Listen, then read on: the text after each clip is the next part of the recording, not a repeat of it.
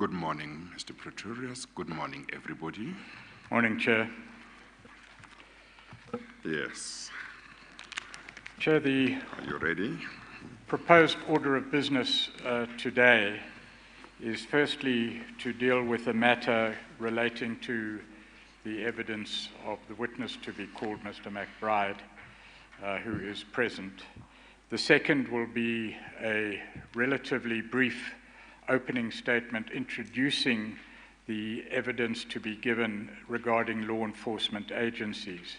As you were informed last week, 2 witnesses will be called before the Easter break, and then after certain other evidence, the law enforcement agency evidence will be resumed, and I will outline the nature of that evidence and give some background to that evidence after we've dealt with the matter related to the evidence of Mr. McBride. Chair, so to deal with the first issue first, may I hand up to you a bound copy of the documentation forwarded to you last night, which is relevant to this matter. Thank you.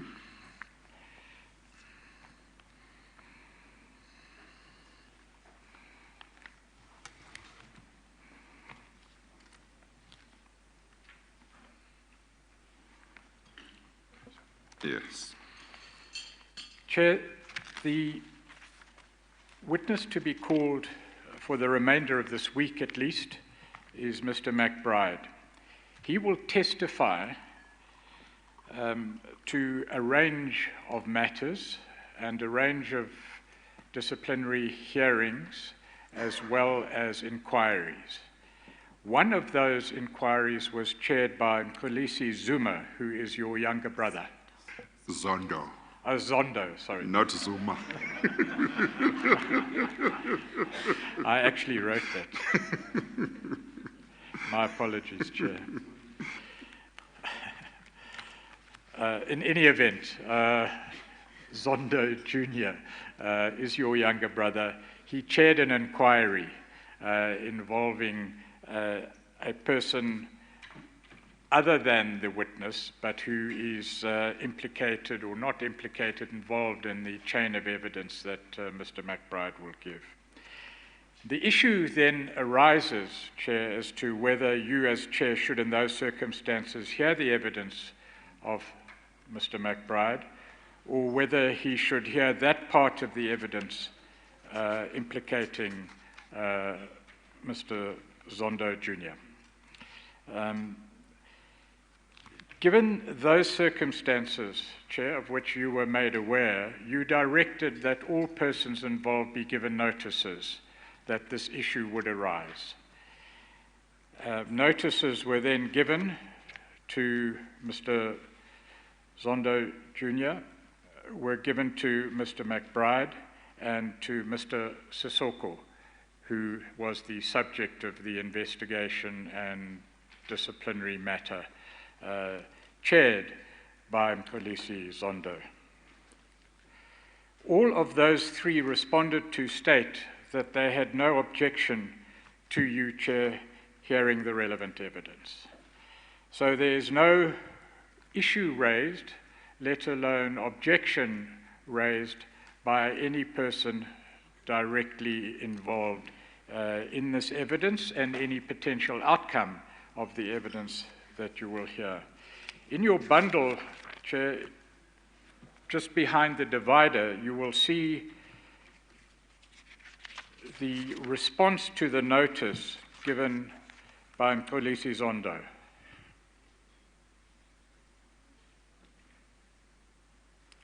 Yes. At page 2 of that notice, or the response to the notice rather, in paragraph 3, Mkhulisi Zondo says, "I believe that the Commission would in the end be in a position to evaluate the evidence of Mr. McBride or any other witness in the totality of all the other relevant evidence at its disposal and draw its conclusions. Whatever McBride or any other witness might say about me in connection with my role as chairperson in Sissoko's disciplinary hearing must be considered in the light of the official record of the disciplinary inquiry, to which I have absolutely nothing to add, as the record ought to speak for itself. In short, Kolisi Zondo's response to the notice given to him and to the issues outlined to him is there's a full record. That record can be judged objectively. That record speaks for itself. He is not going to come, as he says in his next paragraph, to cross-examine Mr. McBride or any other witness at the Commission. He's not going to apply or seek to give testimony. And he says, therefore, that the issue of conflict of interest doesn't even arise. There's a record. You, Chair, can read the record, and you can draw your own conclusions on the basis of the record. You will not be weighing up the credibility of the testimony of one or other witness. Mr. McBride will give his views of what happened. The record stands for its objective assessment by yourself. So what Mr. Zondo Jr. concludes, he says, neither will I apply or seek to give testimony myself, having said he will not seek to cross-examine, and he concludes, in my respectful view, the potential conflict of interest in this regard will therefore be completely vitiated, and any necessity for submissions on the correct process to apply where there's a conflict of interest would thus become academic and of no consequence at all. And then he reserves his rights in regard to evidence to be led by Mr. McBride, but in unrelated potential proceedings. So whilst that is not decisive of the issue, clearly, Chair, it is a factor that in determining the way forward you will take into account. After that, Chair, are two communications from Mr. McBride and Mr. Sesoko, respectively. Mr. McBride says, I have full trust and confidence in Judge Zondo to chair the proceedings of the Commission, and he has no objection whatsoever to you, Chair, hearing all the submissions. And a similar communication comes from Mr. Sesoko, the National Head of Investigations in IPID, the Independent Police Investigative Directorate. So from those directly involved, there is no issue raised at all. On the contrary, the statement is made that the issue of conflict doesn't really arise, at least in the view of Mr. Kolisi Zondo. However, Chair, because this is a matter not only of personal interest to those involved, it's a matter of public interest, the legal team, through one of its members, made a thorough investigation into the applicable law and the applicable facts, and that submission is before you, which you have no doubt had an opportunity to read. May I just refer you, Chair, to the first part of the submissions, which are the submissions of the legal team as mandated by the team to the drafter of this document, but not unanimous, and I will give you an alternative view in due course. The first few pages deal with the law in relation to bias or perception of bias, when that should arise and when it should be dealt with. The authorities relied on here deal with matters where a judge sits as a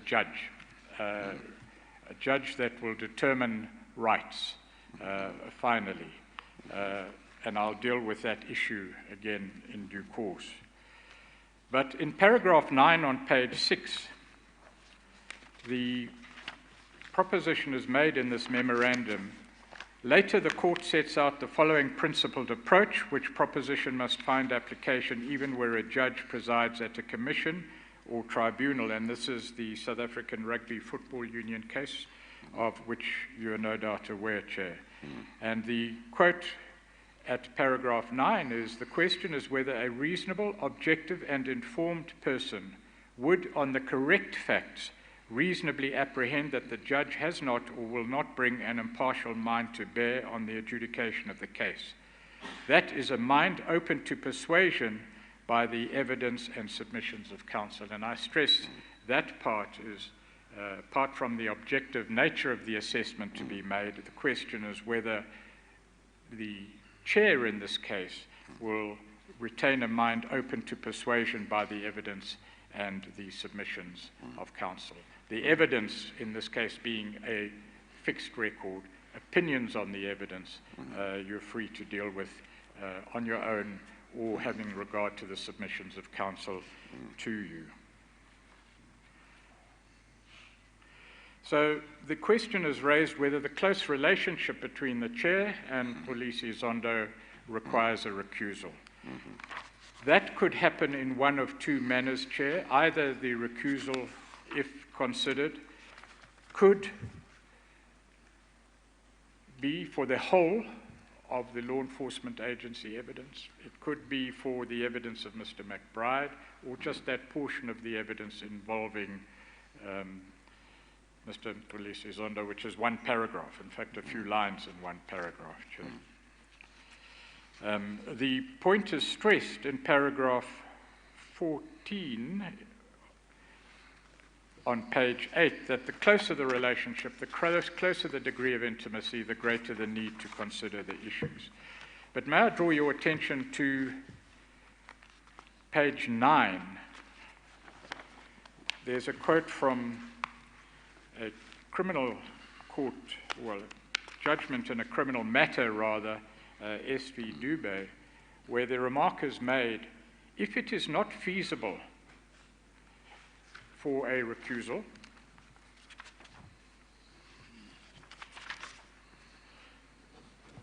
to replace yourself with someone else to hear part or all of the relevant evidence, then an alternative route is proposed. If it is not feasible, then the relationship must be brought to the attention of the parties and their consent canvassed before the commencement of the hearing. If such consent is given, it must be entered into the record. Now, those parties directly implicated in relation to the issues which are before you, Chair, have stated their position clearly.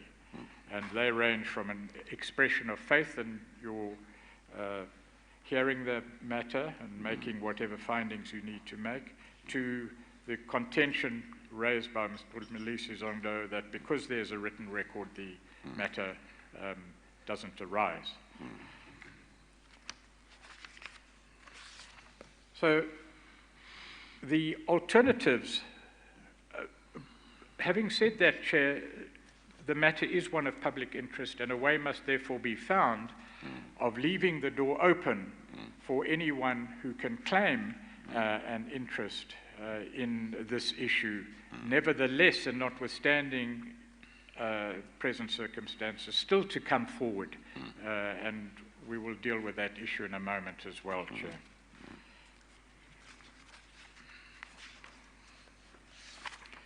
So there are really three options, Chair. Does the Chair recuse himself from presiding over the hearing when Mr. McBride and Mr. Sesoko testify? Secondly, does the Chair recuse himself from that portion of the evidence that deals with the disciplinary hearing over which Mr. Polisi Zondo presided? The third option, should you recuse yourself at all, given the attitude of the affected parties, none of whom seek his recusal? The proposal that, having considered all the submissions made that are before you, is somewhat of a compromise between the second and the third, and I'll come to that in a moment. Then, Chair, there is a technical examination of the legal framework. The conclusions reached, certainly after examination of all involved, are that given the legal framework governing the Commission, you, Chair, don't have power to substitute yourself. Your appointment and any substitution is beyond your jurisdiction, Chair. The suggestion is then made that possibly the regulations should be changed by the President to allow the President to substitute for that one paragraph of evidence. That, in my view, is not an appropriate solution. It's just too complex and too drastic a remedy to deal with the issue of one paragraph of evidence of Mr. McBride. And then the third is to hear, given the response of those directly involved, their submissions, the other factors that I will mention in a moment, is to hear it subject to one caveat, and I'll present that to you now, Chair. Chair, considering the nature of the evidence is an opinion about conduct of Mr. Mxolisi Zondo in a disciplinary inquiry where he chaired that inquiry. That record is available. That hard evidence is available. The nature of the evidence to be given by Mr. McBride is an opinion. Those facts can be tested and conclusions can be drawn. The second is that the proportion of that evidence to the evidence of Mr. McBride as a whole, it's minuscule. It's not something that is essential to in our submission. Mr. McBride may differ, but in our submission, it's not something that is essential to the points that Mr. McBride wishes to make before you, Chair. There's no objection to you hearing that portion of the evidence or stated apprehension of bias. And importantly, Chair, you sit as an investigator. You do not sit as a judge. You make recommendations in accordance with your mandate. It's not a final determination of rights. It may affect reputation, importantly, but that is the extent to which it goes. And then finally, for what it's worth, you will hear the submissions of the legal team and you will decide whether to be guided by those submissions or not. So the proposal that we make before you, Chair, having regard to the extensive research and presentation done on behalf of the legal team, which I've gone through briefly with you and which you've no doubt have had an opportunity to peruse last night, is you hear the evidence. That you make no findings on that particular portion of the evidence at this stage, that at a stage either prior to or after the evidence has been given, you invite any concerned person of the public, because it's the public now that may have an interest, to make submissions to you should they be so minded, and then you make a final decision on what should be done about that piece of evidence that you will have heard thereafter, but if it's to be adjudicated by someone else, that will not have caused any prejudice to any person. So subject to an invitation to the public to make submissions to you, Chair, at any stage regarding the propriety or otherwise of you hearing the evidence, we submit that you hear the evidence but make no findings on it until that process has been concluded.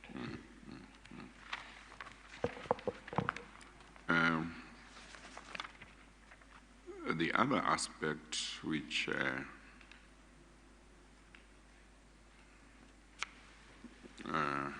maybe needs consideration may be whether, before I make any decision,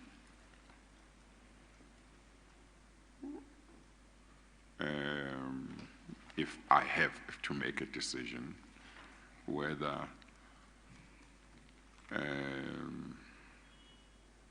the President, who has the power, generally speaking, to amend the terms of reference, whether if he is apprised of this issue and the facts, whether it might be within his power to decide whether he amends the terms of reference in such a way that I don't deal with that issue. I just mentioned that because subject to what I will say just now, ordinarily, the President would have the power to amend the terms of reference of a commission at any time. And the current terms of reference specifically have a provision that says, I hope my recollection is correct, that says the terms of reference may be varied or amended. Now, I think there's something to that effect in the terms of reference. I hope I'm not confusing it with the regulations. Of course, in certain respects, this commission is not a normal commission in the way of how it came about. Ordinarily, a commission comes about because the President makes a decision on his or her own based on whatever information has been placed before him or her to make a decision to establish a commission. But in this case, the then President, as far as I recall, wasn't just against the commission being established, but the courts had to be approached to compel him to appoint a commission. And the idea of a commission didn't come from the President, it came from the former public protector. And the former public protector in her remedial action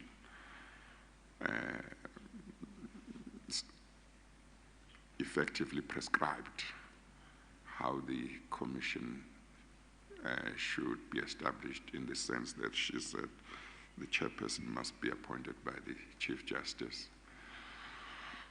One of the issues I had to consider after I was appointed was that ordinarily I would have preferred to sit with other people and not alone and be in a panel for a matter such as this. But there was a complication because the question would arise how those people would be appointed. Because if they were simply appointed by the President, you could have a situation where the President appointed two other people whose decisions could be the majority if we didn't agree, and I could be the minority, and then the public could have certain concerns because the public protector didn't say anything about other members being appointed. So there were some complications. So the question may arise also whether, if any appointment is to be made, how it is to be made of anybody. Is it a matter that should the current public protector have a say as the successor to the previous public protector? Should the Chief Justice have a say? Should he not have a say? So it's not all very easy. So there are those issues, but while not decisive, the fact that the two persons who are directly affected, well, actually three, have all said they have absolutely no problem that I hear all the evidence. That's an important factor, but as you say, it might not be decisive. It may well be that, given the fact that one, this commission has very limited time to complete its work, and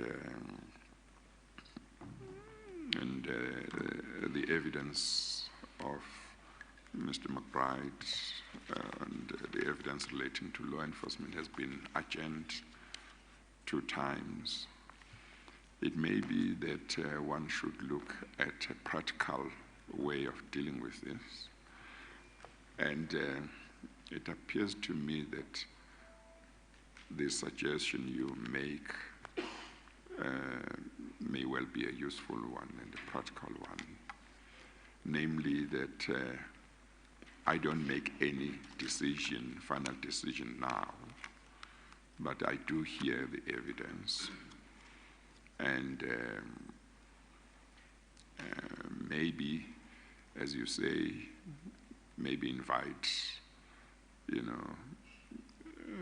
public, and maybe I could consider maybe inviting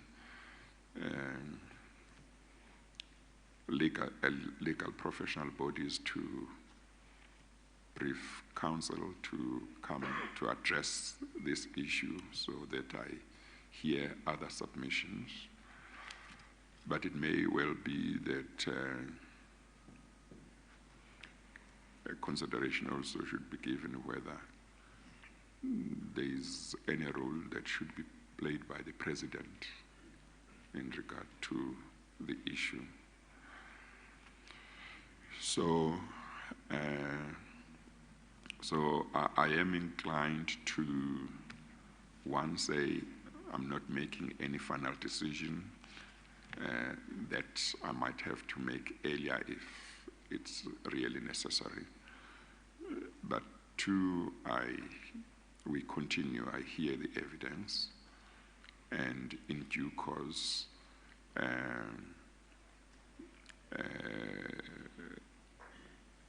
an announcement maybe would be made as to exactly what is to be done in relation to inviting the public to make submissions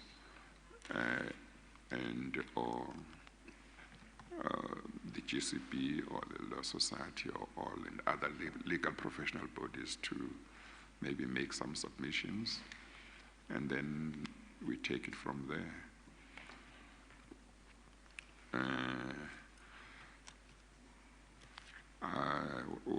What do you say to that? Is that Chair, just a few remarks. Yes. Firstly, the issue at stake regarding the disciplinary inquiry conducted by Mxolisi Zondo is at best, and Mr. McBride may disagree, but in our assessment is at best a collateral issue. It may be, Chair, that in the due course, you decide you don't need to make any finding because it's not central to the terms of reference of the Commission. The purpose from the legal team's point of view of Mr. McBride giving evidence is not an assessment of the correctness or otherwise of the findings. Yes. That's the first issue. The second issue, Chair, which you highlight now, is the legal framework under which we are operating. It's complex and it's unique.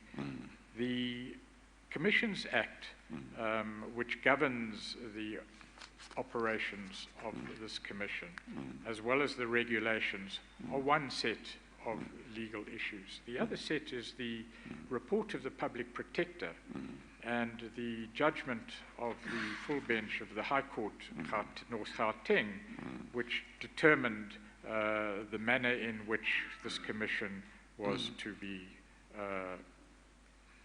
managed, and the manner of your appointment in particular was dealt with in that judgment. Now, there are 2 issues that arise there. Firstly, a general proposition of law, bearing in mind all the legal framework under which this commission operates, is that one can't divide up. You have been appointed, Chair, to chair the commission. It can't be divided up between various judges, let alone one appointed by yourself to substitute for you in assessing the evidence in regard to that collateral issue. But despite the very thorough research contained in the memorandum, it may be that it would not be within the powers of the President to amend the terms of reference or regulations to contradict the court judgment, because that is decisive in the manner in which you're appointed. So it's a very complex matter, Chair, and obviously it's a matter around which no error can be made. So the idea that it be carefully considered, that any interested party, particularly one of those parties that have been involved in similar litigation in the past, who may have been involved in the High Court matter, be given an opportunity to comment, should they so wish. It may be they don't wish, Chair, but should they so wish. But in the meanwhile, we proceed. Okay, thank you. I know that there is legal representation for one of the persons, one of the firms mentioned. I assume that they haven't indicated any desire to make any contribution.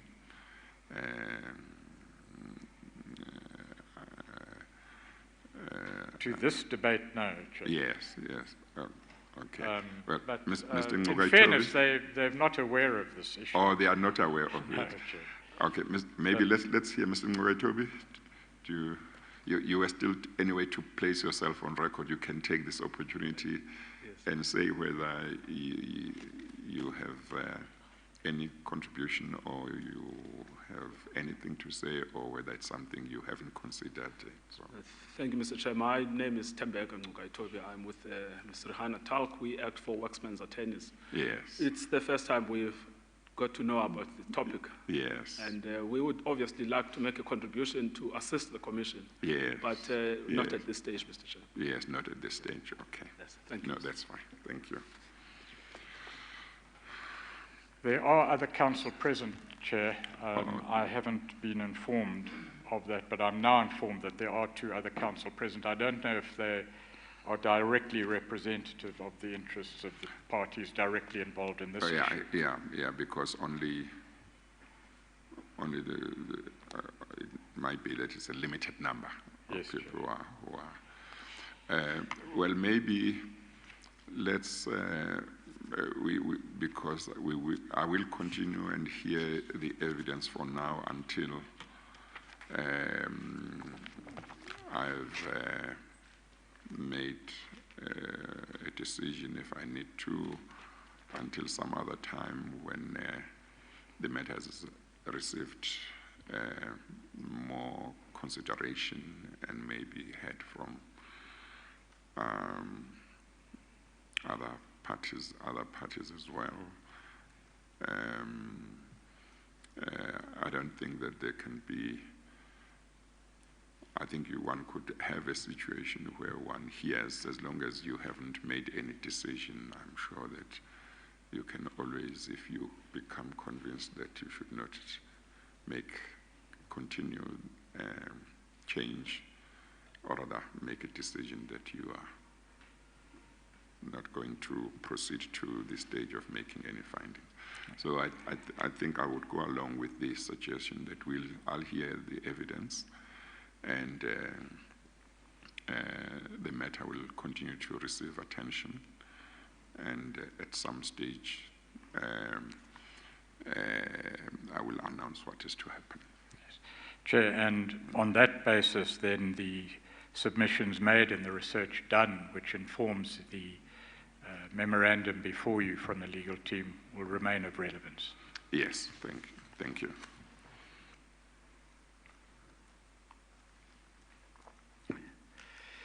Chair, the next matter for today is a brief opening statement which will introduce issues relevant to the cluster of evidence and the group of witnesses that will testify in regard to law enforcement agencies. And we would like to take the opportunity to introduce that evidence to you. Thank you.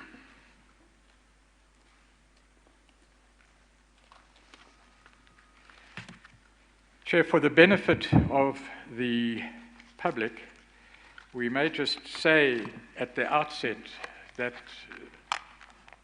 the law enforcement regime in South Africa is both vast and complex, And in order for the evidence to be understood in its proper context, it's necessary to describe, for the purposes of the Commission, yourself, Chair, and for the public, how law enforcement is constructed and how it is intended to operate in this country post-1994.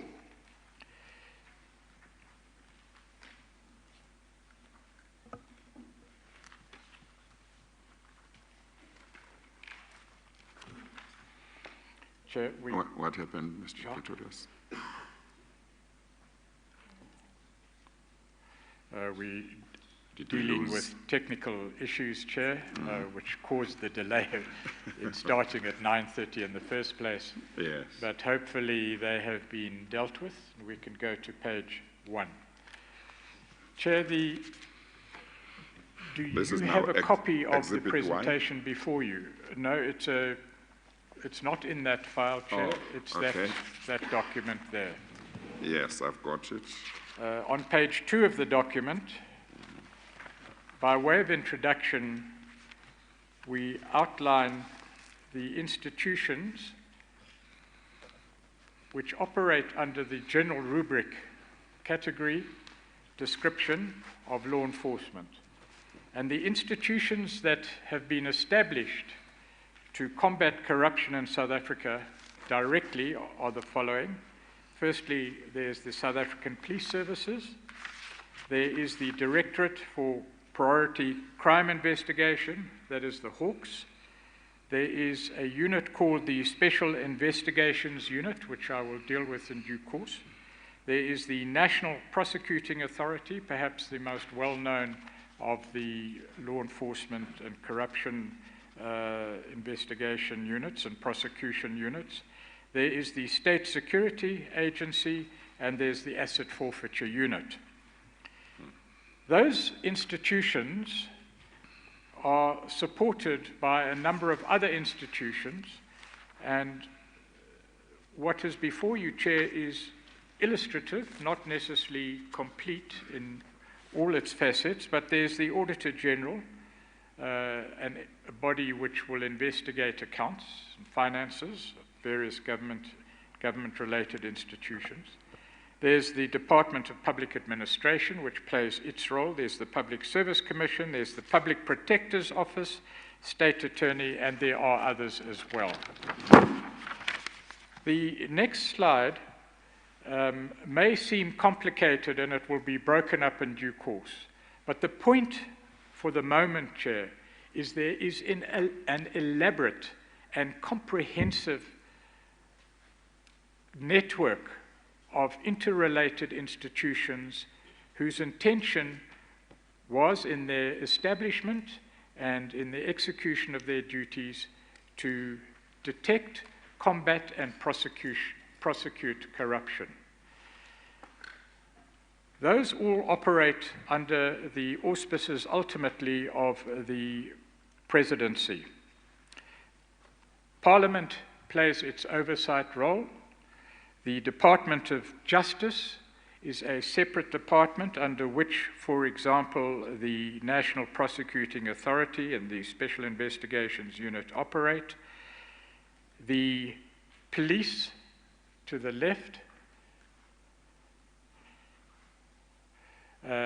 is again a comprehensive and complex set of structures and institutions which involve a number of subcategories of organization that I will deal with in a moment.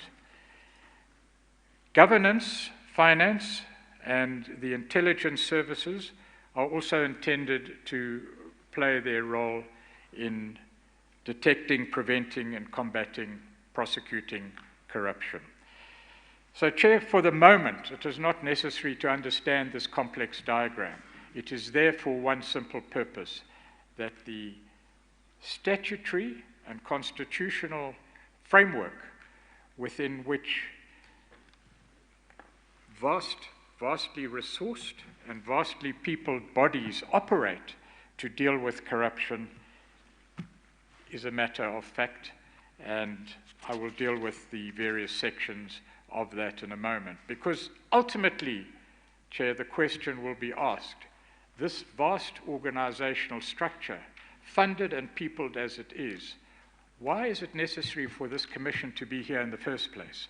If that system, in all its resources and complexity, was operating properly, we wouldn't be here. And that's the question that we will address, whether that is a valid statement to make in due course. If we could deal with the next slide, Chair, which breaks down that overall picture. If one deals with the police, under the authority of the Minister of Police and the Deputy Minister of Police, you have the South African Police Services. Interposed between the South African Police Service and the Ministry is the Commissioner of the South African Police Services. He is assisted by Deputy National Commissioners and Provincial Commissioners. Crime intelligence is something different from the other intelligence agencies of which we will talk in due course. Crime intelligence falls within the police. We will give evidence about the operations of crime intelligence in due course. It is separate from the South African Police Service, but still within the framework of organizations that reside under the Commissioner of Police.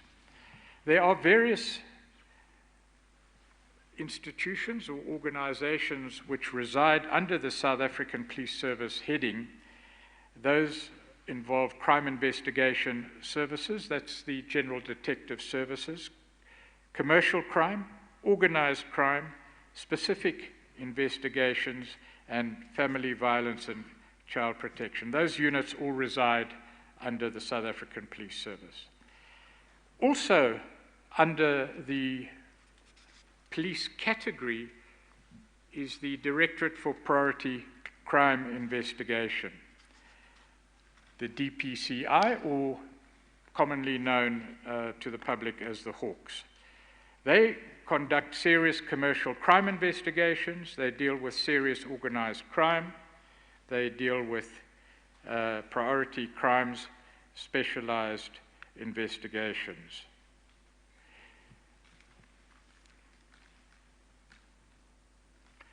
The SIU, I'm corrected, is the Special Investigating Unit and not the Special Investigations Unit, but I'll come to them in a moment, Chair.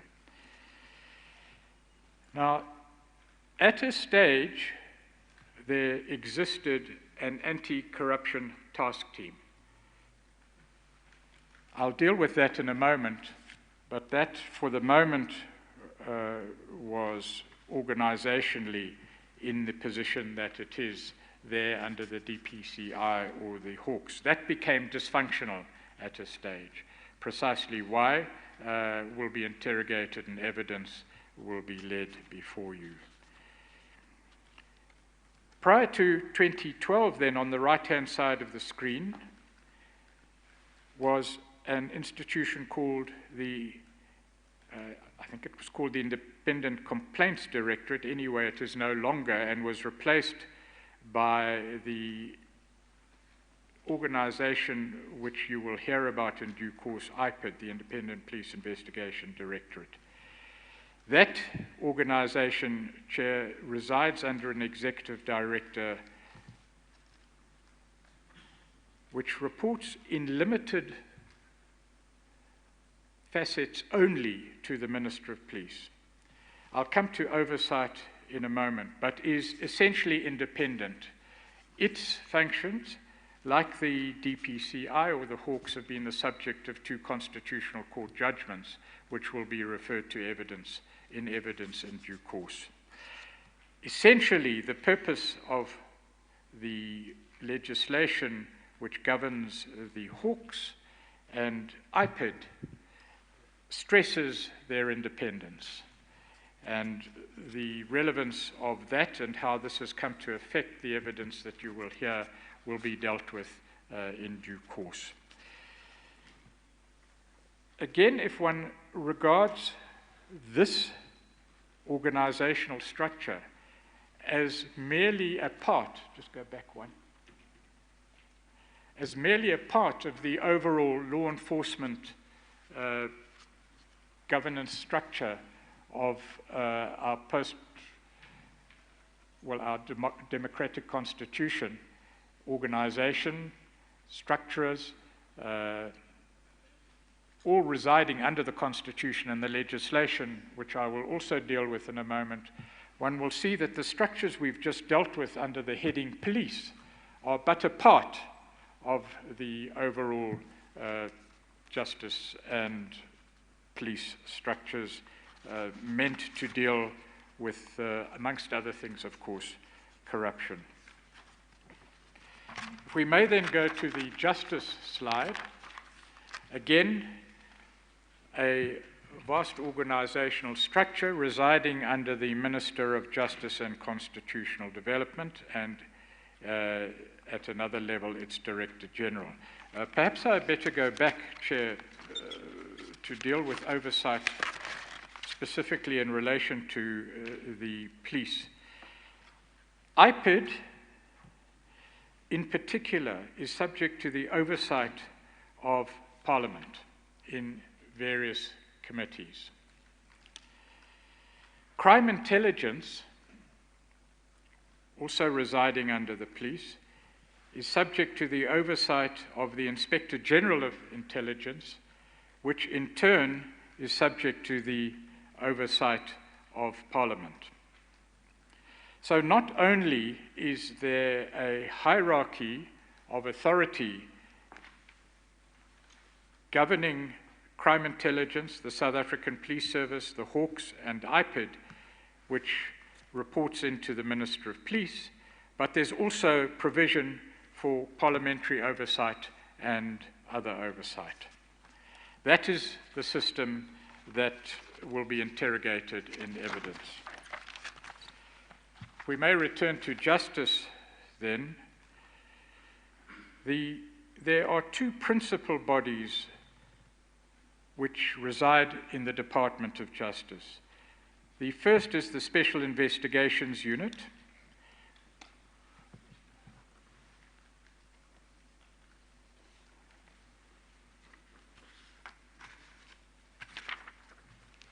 Chair, I will deal with a number of specific bodies in due course.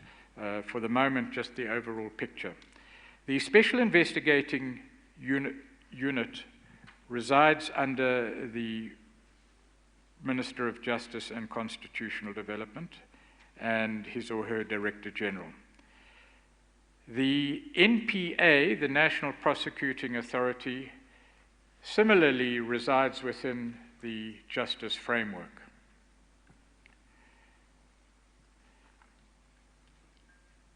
Originally, as you will know, Chair, there existed a Directorate of Special Operations, the Scorpions, which was disbanded in 2009. We will deal with that issue in due course in evidence as well. It was reported into or was part of the National Prosecuting Authority. Notionally, at least, but not organizationally, the Hawks replaced them, but we've dealt with them in the previous slide. The NPA is headed by the National Director of Public Prosecutions. There is a dotted and a direct reporting line to the Minister of Justice and Constitutional Development. Now, the NPA, and I may deal with this in more detail in due course, is peopled by some 4,500 investigators and staff. Under the Directorate of National Public Prosecutions, one has a specialized commercial crimes unit, a sexual offences and community affairs unit, a national prosecuting service, and a priority crimes litigation unit. I'm going to deal in some detail, not for a long time, but in some detail with the PCLU, because it will be the subject of direct evidence in due course. The National Director of Public Prosecutions is organized principally on a regional basis, And the authority, I'm told, for making decisions in relation to prosecutions, in particular prosecutions, devolves on the provincial directors of public prosecutions. The asset forfeiture unit resides within the National Prosecuting Authority. Again, a vast, well-resourced, perhaps not as well-resourced as it wishes to be, it's in fact understaffed, financed organization specifically intended to deal with crime and to deal, amongst other things, with corruption. I'll come back to some aspects of that slide in due course. Then the next slide deals with the intelligence part of the overall framework. The intelligence structures reside under the Minister of State Security. There is a state security agency, which is an organization or entity that comprises the two previous entities which were dissolved in 2009 and merged into the State Security Agency. That's the National Intelligence Agency on the one hand and the South African Secret Service on the other. The State Security Agency is accountable to the Inspector General of Intelligence and subject to parliamentary oversight. There is a domestic branch to the State Security Agency, and there is a foreign branch. Its operations, too, will come under scrutiny in the evidence to be put before you.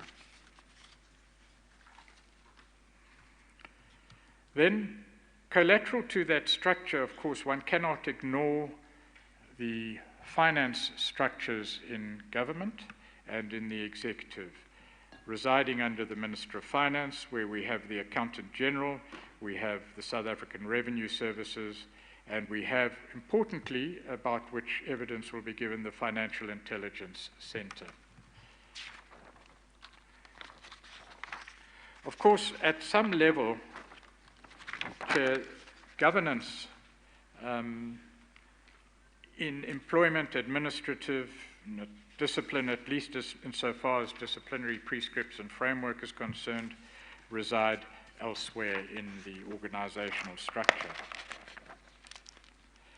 And then finally, at the top, in oversight role and an accounting role, we have the presidency and Parliament. Reporting into Parliament and to the National Assembly, we have the Auditor General and the Public Protector, and we have also parliamentary oversight committees to whom, for example, the Inspector General of Intelligence would report. Chair, if I may, before I go on, just deal in a little more detail with the Special Investigations Unit. Now, the role and function of the Special Investigation Unit is not always clearly understood. It is not a prosecuting arm of law enforcement agencies. It is an investigative unit. Its primary mandate is to recover and prevent financial losses to the state caused by acts of corruption, fraud, and maladministration. Its role in the main, we are told, is to investigate and recover losses to the state as a result of fraud and corruption.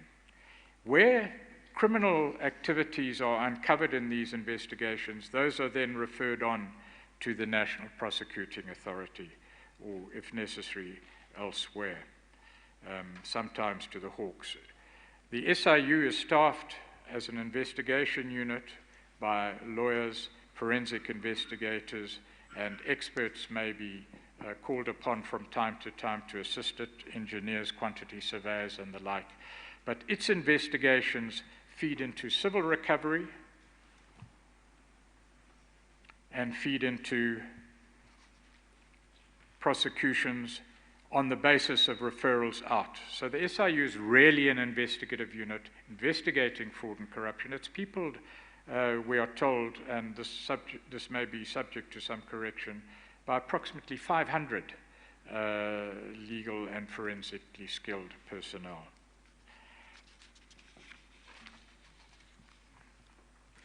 If I may mention the PCLU, if we can go back to the slide, please, where the PCLU appears, and if I may just ask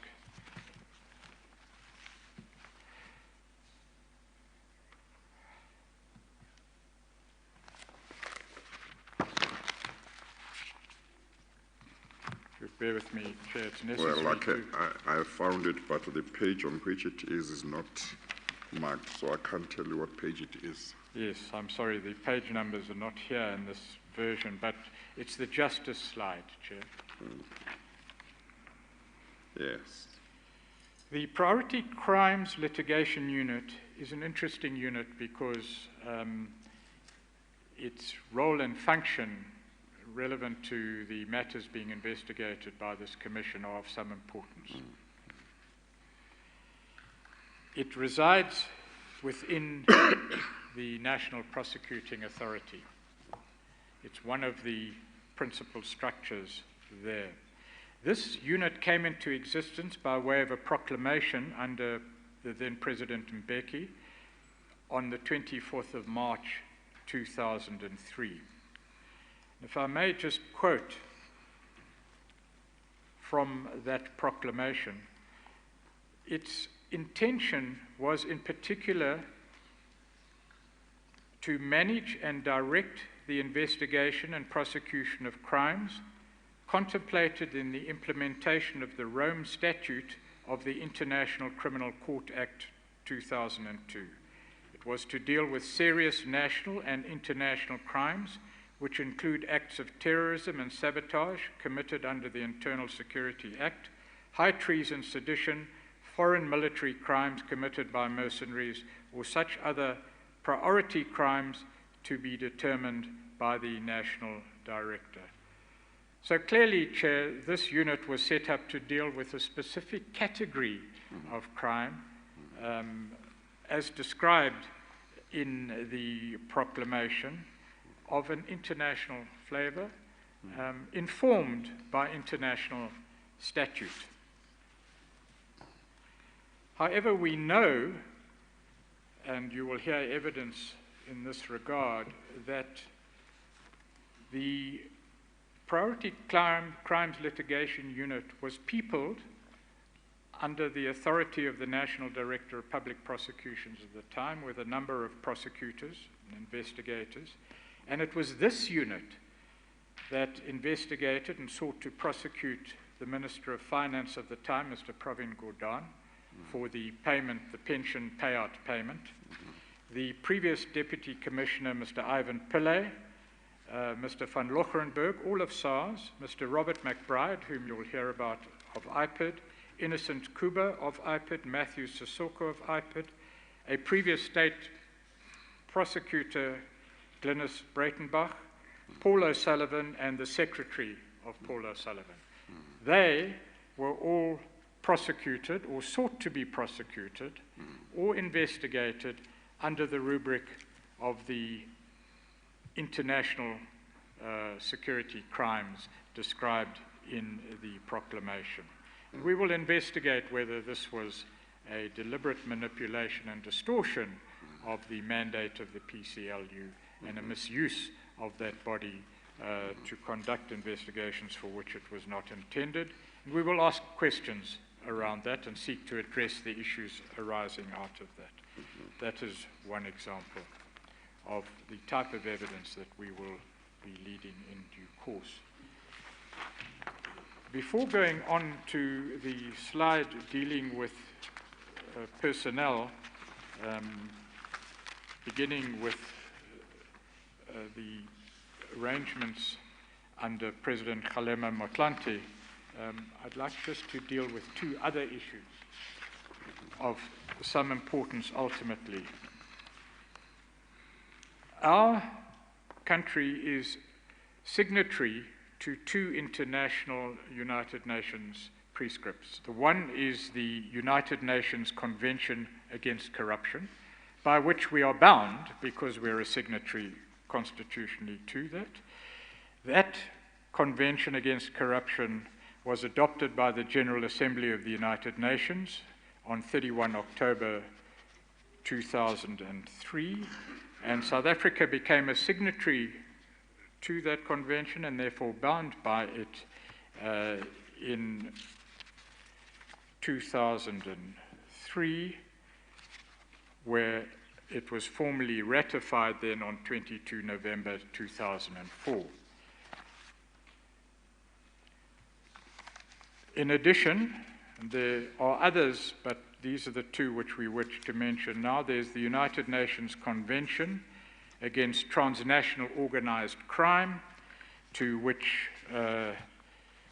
South Africa is also a signatory and which has been ratified on 14 December 2000 and 20 February 2004, respectively. That is a convention that was entered into in November 2000 by the United Nations.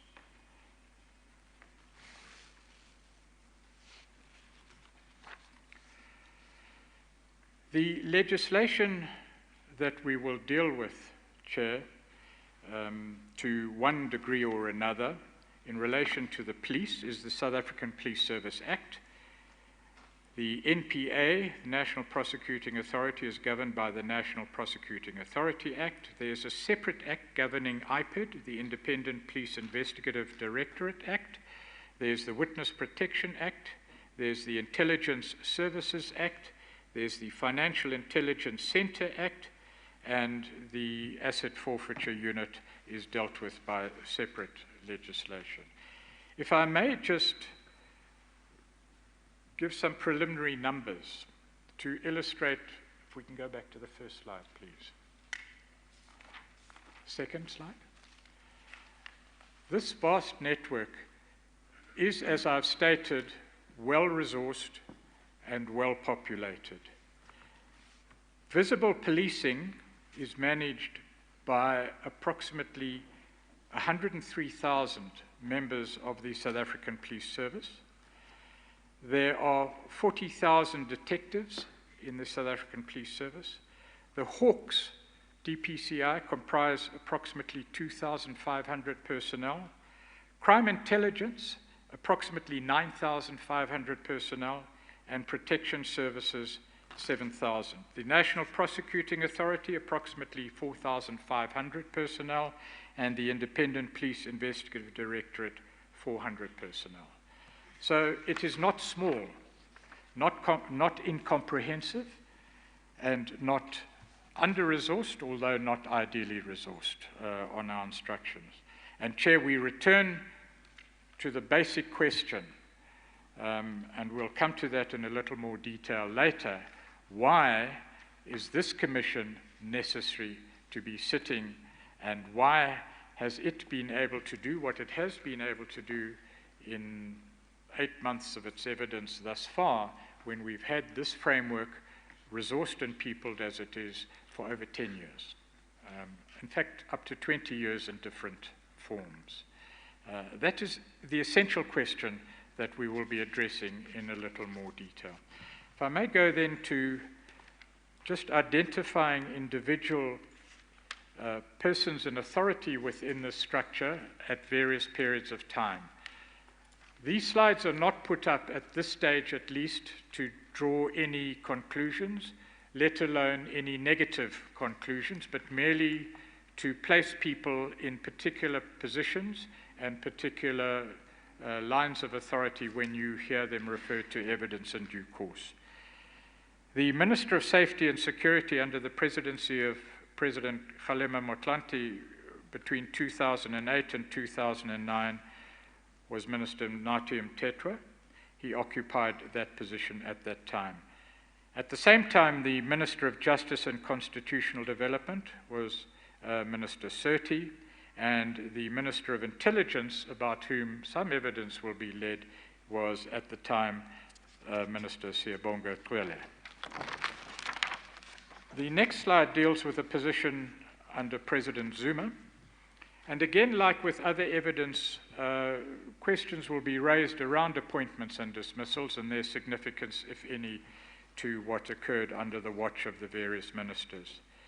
But between May 2009 and February 2018, one had three ministers of police, Minister Mtetwa, Minister Nhleko, and Minister Mbalula.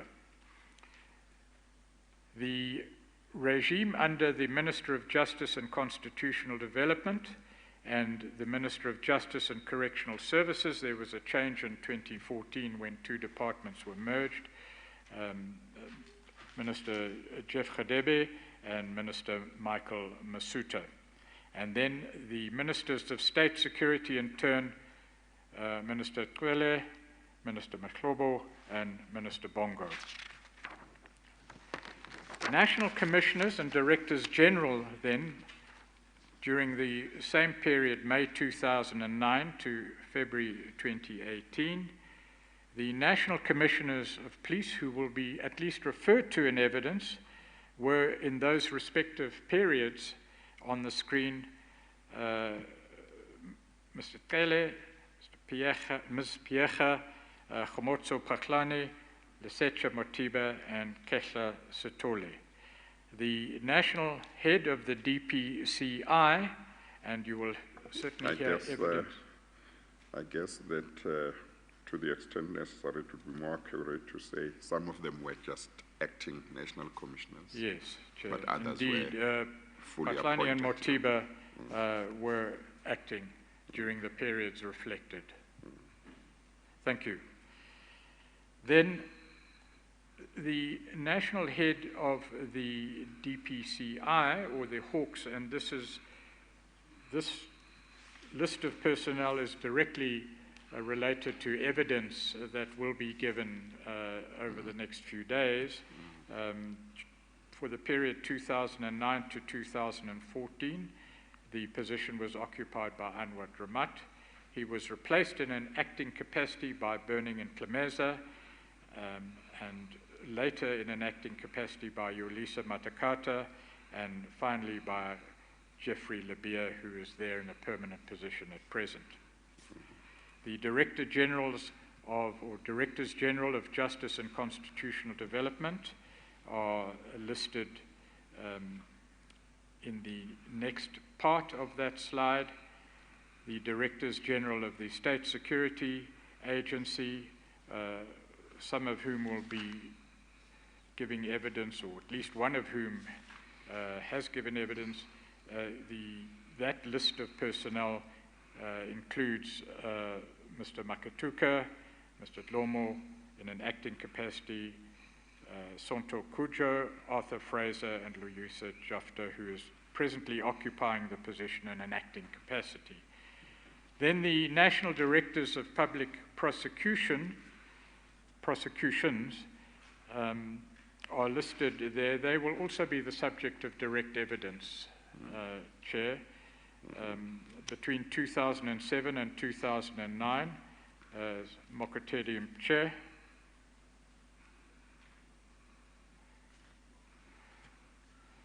Menzi Similani, between December 2009 and October 2012, Nomtoba Jiba in an acting capacity 2012 to 2013, Mkolisa Nkasana, October 2013 to May 2015. His demise, to put it gently, will be the subject of evidence in due course.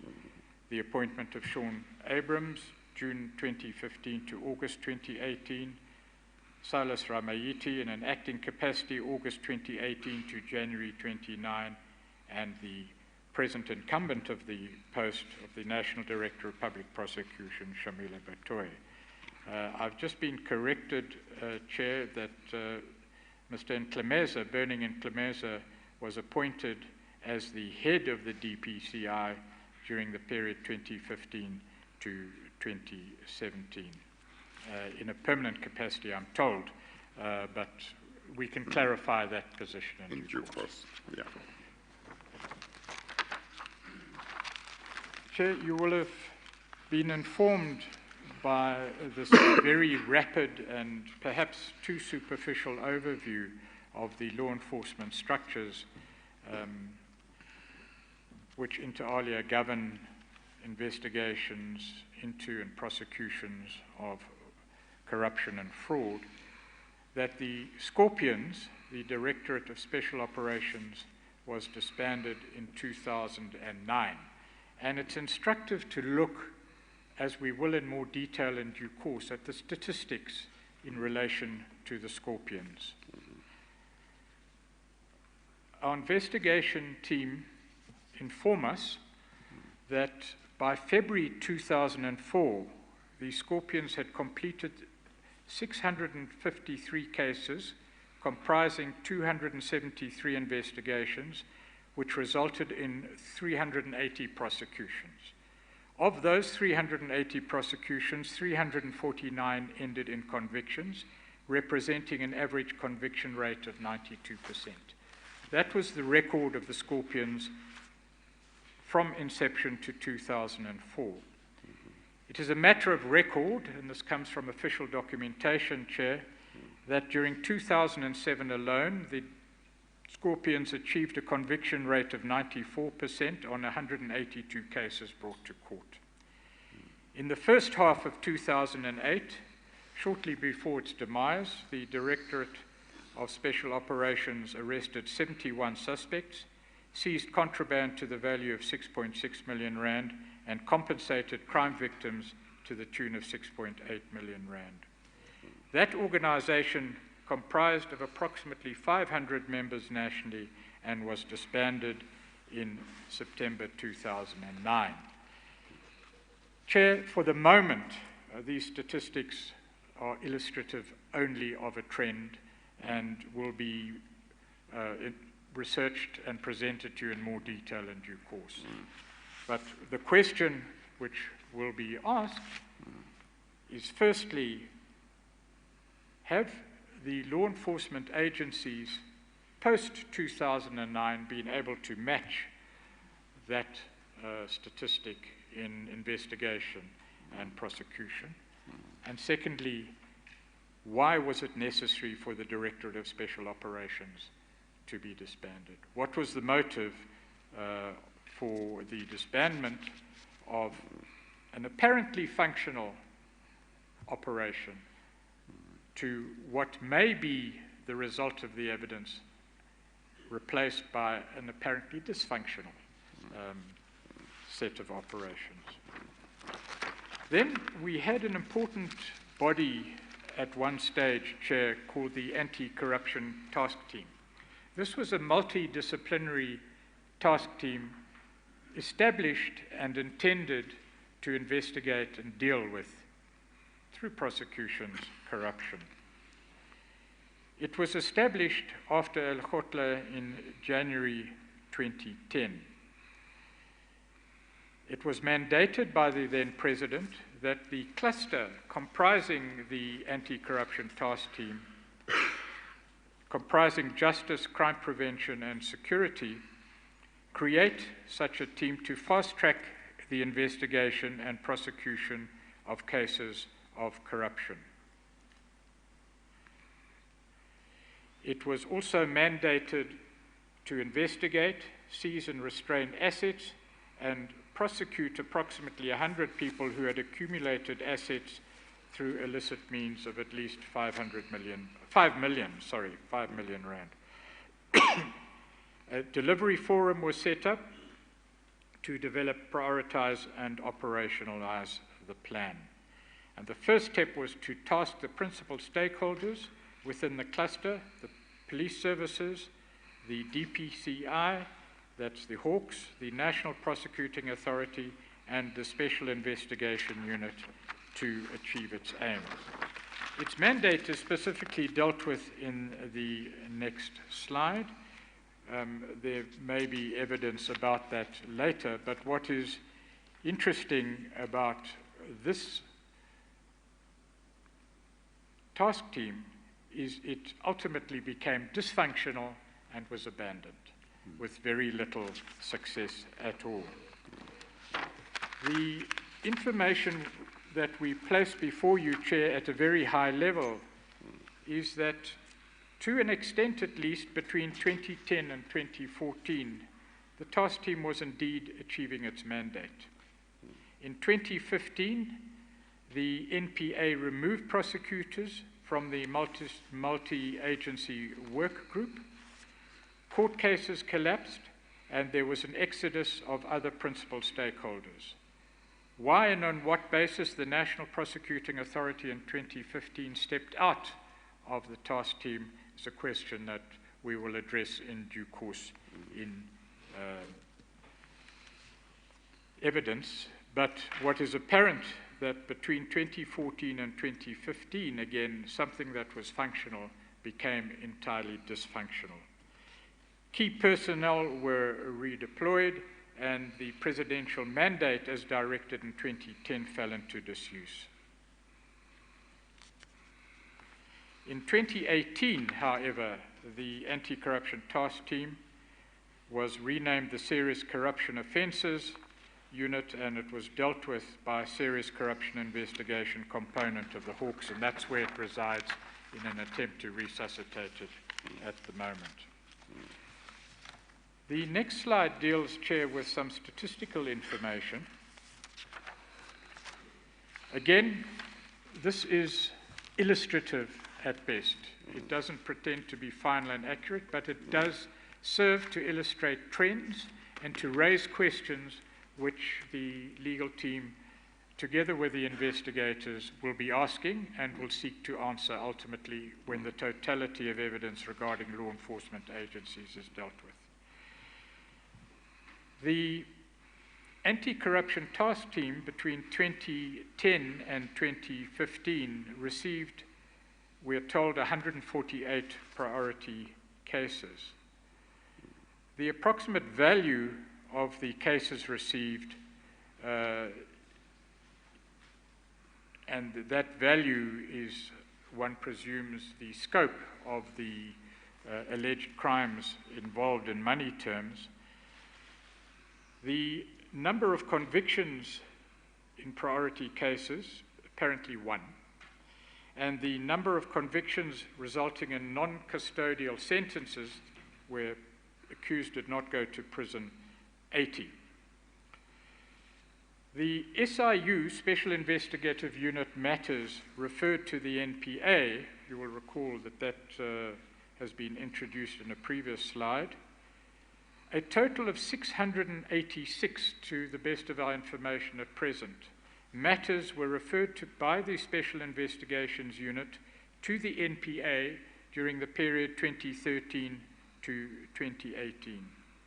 The approximate value or coverage, monetary coverage of those matters, 11 billion rand. Not one of those has been successfully prosecuted, of the 686 cases. To the best of our information, and we're subject to correction, but for the moment we assert a trend. The Financial Intelligence Center sent 215 suspicious transaction reports, as reported to them, to law enforcement agencies. There's been one report back from the law enforcement agencies to the financial intelligence centers. The last column deals with corruption cases referred to the National Prosecuting Authority by the KwaZulu-Natal government between 2010 and 2018. This is not an overall statistic, it's a specific statistic which will be dealt with in evidence. 45 cases referred to the National Prosecuting Authority by the KwaZulu-Natal government in the period 2010 to 2018 in value in excess of 5 million rand, and where we are informed by the investigators, the perpetrators or the alleged perpetrators have been identified in very detailed forensic reports, have resulted in 0 prosecutions. Sure, For the moment- that's quite high, isn't it? Over such a long period. Well, Chair, 45 cases referred to the NPA by the KwaZulu-Natal government between 2010 and 2018, no successful prosecutions. We are informed that they were thoroughly investigated, supported by detailed forensic reports. At the very least, calls for explanation before any final conclusions are drawn. The Financial Intelligence Center, 215 So reports. what this means is that, at least on what you have been told, there were thorough investigations involving 45 cases during that period, 2010 to 2018. They were referred to the prosecution authorities, and there's been no successful prosecution at all. Correct, Chair. That evidence will be placed before you. It will be subject to investigation. It will be subject to Yeah, it will further be tested, questioning, yeah. but that is prima facie what the case is and what the evidence will be. For the present, Chair, if one may just summarize this slide, well, if we can go back to slide 1, and it's... Yeah, I just wanted to say what this doesn't tell us, and probably we will be told in due course, is whether, when it is said number of successful prosecutions is 0, whether we're dealing with a situation where no prosecutions have taken place altogether, or whether every prosecution that has happened has been unsuccessful. So we'll get that information in due course. Again, I stand subject to correction, but my information just gathered is that no prosecutions have taken place, let alone successful prosecutions. Okay. But Chair, to the extent that this is correct, firstly, to the extent that it may indicate a trend, if one looks at that organizational structure under our Constitution, peopled as it is, and one looks at the statistics, the outcome of that structure and its operations, Anti-Corruption Task Team, 148 priority cases, 1 conviction. The SIU referral, 686, no results. The Financial Intelligence Center, 215 reports, 1 report back. And, of course, the specific example on the right-hand slide. So for the present, Chair, we ask the question, and in fairness to all concerned, it is a question.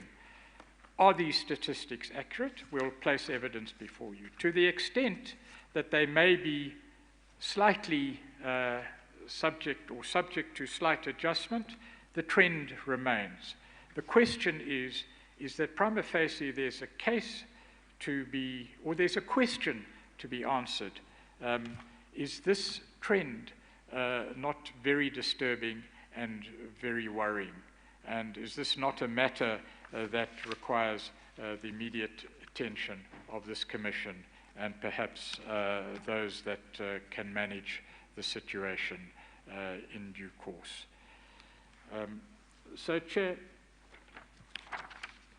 for the next few days, the evidence of Mr. McBride will be given.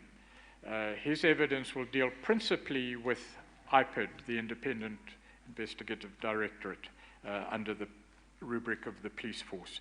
General Boyson will also give evidence, and he will deal with other aspects. Various other members from the National Prosecuting Authority, the Hawks, Crime Intelligence, and IPID will be called in due course to address the questions that we've raised in very general terms here. That evidence will relate to a number of subtopics.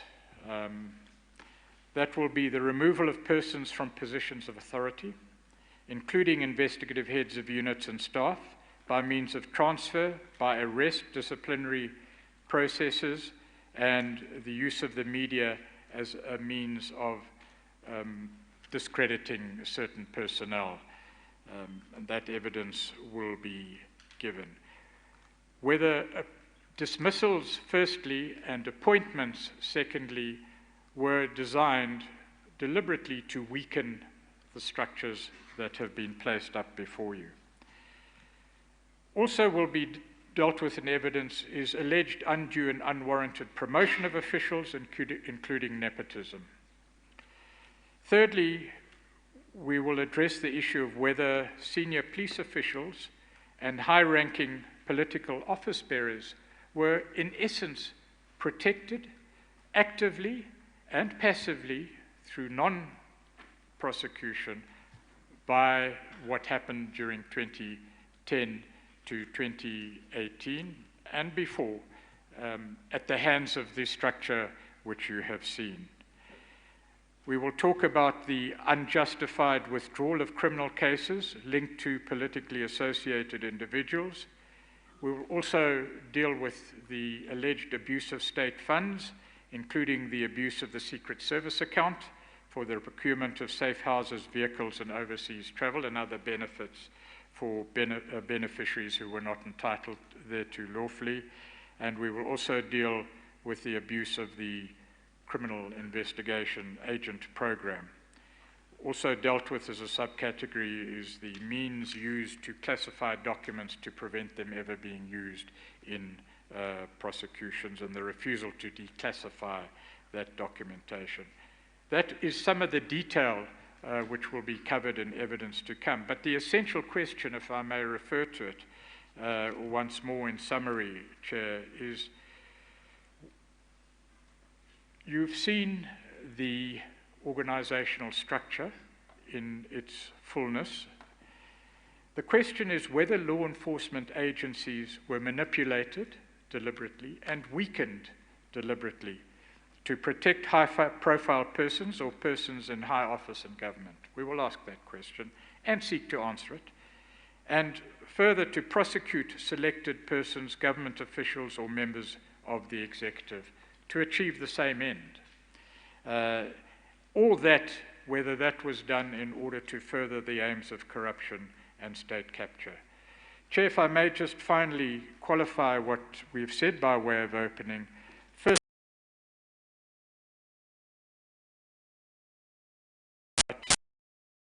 straight.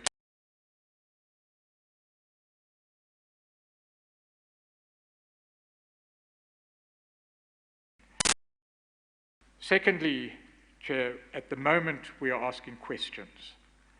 We have not determined that there are any answers, except that there appears to be a very disturbing need to ask these questions and to answer these questions. The evidence is subject to scrutiny, not only by yourself, but by those interested parties who will cross-examine. That by way of opening, Chair.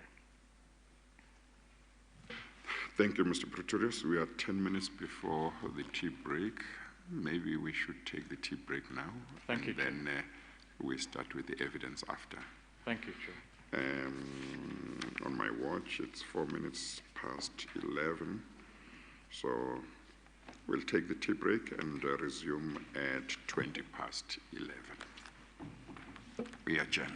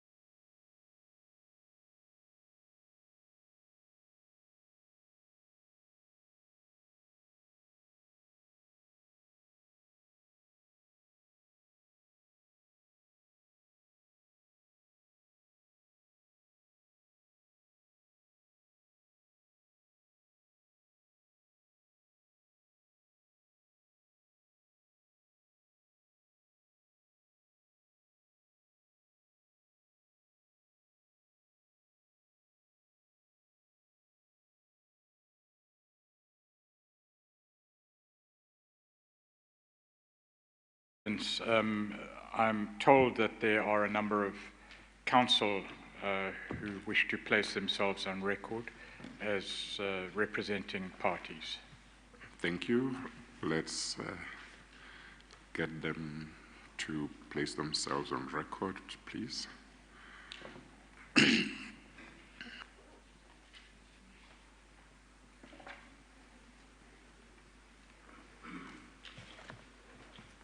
Good morning, Chairperson. Good morning. My name is Philip Mahlatsi from the Johannesburg Bar. I hold my rooms at BJ Chambers in Johannesburg. Chairperson, this morning I'm appearing or representing Mr. Sean Abrahams, who is the former National Director of Public Prosecution. Chairperson, he indicates that he only received the Rule 3.3 notice yesterday. So as a result, we have not been able to properly consult. So as matters stand, obviously, everything will then be dependent upon the evidence that will be led during these proceedings, from which then we'll make an election, whether or not we choose to apply for cross-examination, because I have only had a perfunctory reading of the affidavit of Mr. McBride. At this stage, obviously, without having consulted with my client, I have not made an election as to what happens next. Okay, okay. You may or may not have had what was said on Monday when an application was made for the adjournment of the hearing of Mr. McBride's evidence to today, but your client will have the period prescribed in the rules within which to make an application for leave to cross-examine should he choose to apply, and all attempts are being made to make sure that every implicated person will be afforded enough time to assess their situation and apply for leave to cross-examine should they wish to do so.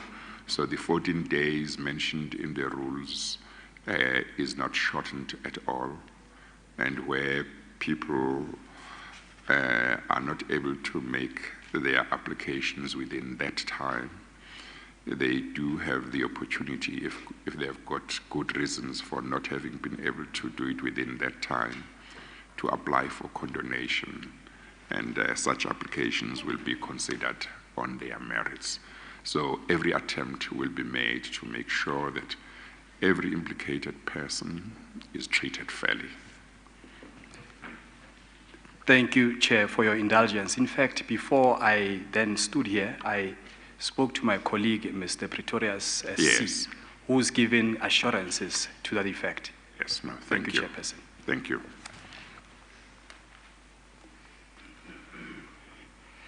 Chair, if I may just add one small piece of information on behalf of the Secretariat who issued the notices. There was an earlier email that was indeed sent, but somehow didn't reach its destination. I'm not sure why. It may be that it was an outdated or incorrect email address, but Yes. I'll look Yes. at that and Yes. try and address the issue accordingly. Okay, no, that's fine.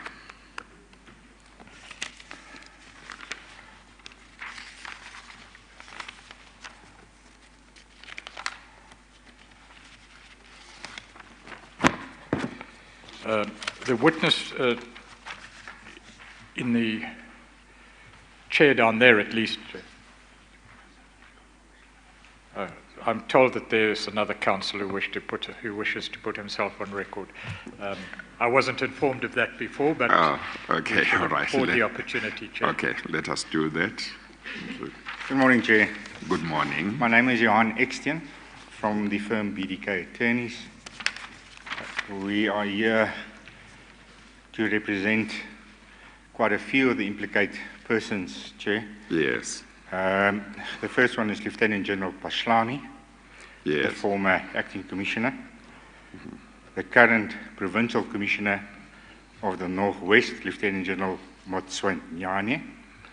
I'm sorry, the Northwest one is?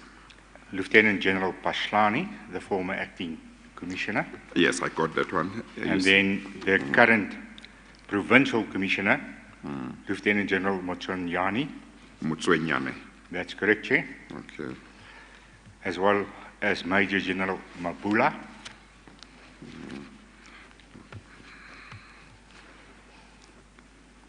Yes, thank you. And Brigadier Mkubu. Yes. It's also, during the implications of General Mabula, there is various members of the Northwest team that has been implicated who have not been received any notices, but we are here to represent them. Yes. There was just one aspect, Chair, that I brought this morning to the Secretary's attention, that the notice that was issued to Lieutenant General Motswenyane was indeed defective because it was issued to her husband. Oh. Okay. It was only realized after it was served on him that it's not for him but for her. Oh, okay. So there is an undertaking they will rectify. Okay. Because the problem here is, Chair, is that all of these persons that we represent needs to approach the state attorney for authorization that they be represented by us and by council at a later stage. Yes. And if there's a defective notice, clearly that would not be granted. Yes. So therefore, we're here Monday as well. Yes. I know about the indulgence that the Chair has explained. Yes. This was brought under the attention of the implicated persons. They are satisfied with that, and we will abide by it. Okay, no, thank you very much. Steps will just have to be taken by the legal team and the Secretary to correct whatever errors or defects that may have, that some of the notices may have suffered from. Yes, thank you. Thank you, Chair. Just to add to that, I'm not sure whether any correspondence or communications have been addressed to the Secretariat in regard to these issues. Yes. But I've made a note of them, and I Yes. will raise them with the Secretariat and deal with them accordingly. Yes, yes. And maybe to the extent that it may be necessary, maybe the legal team for these people, Mr. Extian, maybe they can formalize by way of a letter, send something to the Secretary if they haven't already done so, to say these are the issues that would like to be rectified. So, I certainly, to the best of my knowledge at least, haven't received any communication of that sense. But given the administrative burden that the Secretariat has to deal with, those communications are useful so they can be dealt with timeously. Yeah, okay. Thank you. Chair, may Mr. McBride be sworn? Thank you, Registrar.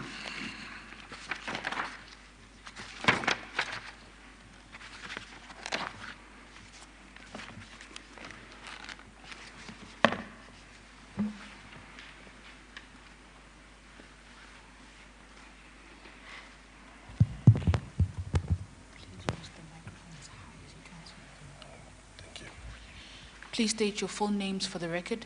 Robert John McBride. Do you have any objections to taking the prescribed oath? No. Do you consider the oath to be binding on your conscience? Yes. Do you swear that the evidence that you will give will be the truth, the whole truth and nothing but the truth? If so, please raise your right hand and say, "So help me God." So help me God. Thank you. Well, before we start, Mr. McBride, I just want to say to you, I thank you for coming forward to assist this commission when you have knowledge of matters that you believe fall within the terms of reference of this commission. As you know, and as everybody knows, I have been appealing to heads of departments, government departments, heads of parastatals, past and present, and heads of various sections or units to please come forward, and other people, and I appreciate that you came forward. You might not have needed any appeal to be made. You may well have intended to come with or without an appeal, but I thank you that you have come forward and to assist the Commission. Thank you very much. Thank you, Chair. Thank you, Chair. Yes. Mr. McBride, before you, and for the benefit of the Chair, you have Exhibit Y. Exhibit Y is made up of 4 bundles: Exhibit YA, YB, YC, and YD. Your statement is contained, if you could just get it, please, in Exhibit YA.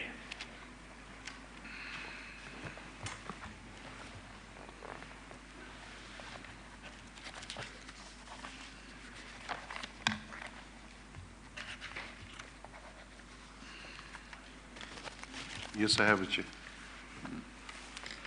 Right, if you would go to page 33, please.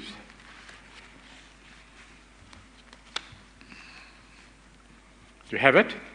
Yes. Whose signature is that on page 33? It's There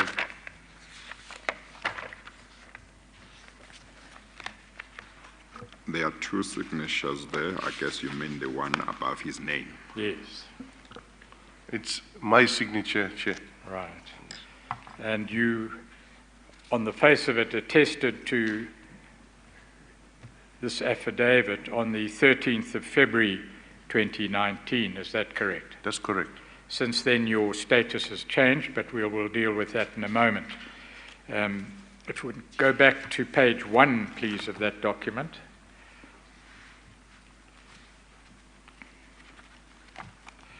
Is this your affidavit?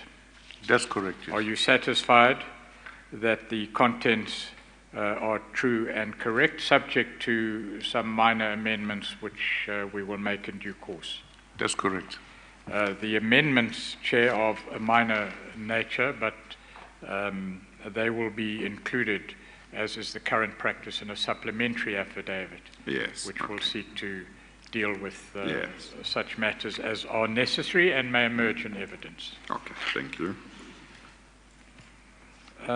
Mr. McBride, your statement says that you are, or were in February at least, the Executive Director of the Independent Police Investigative Directorate.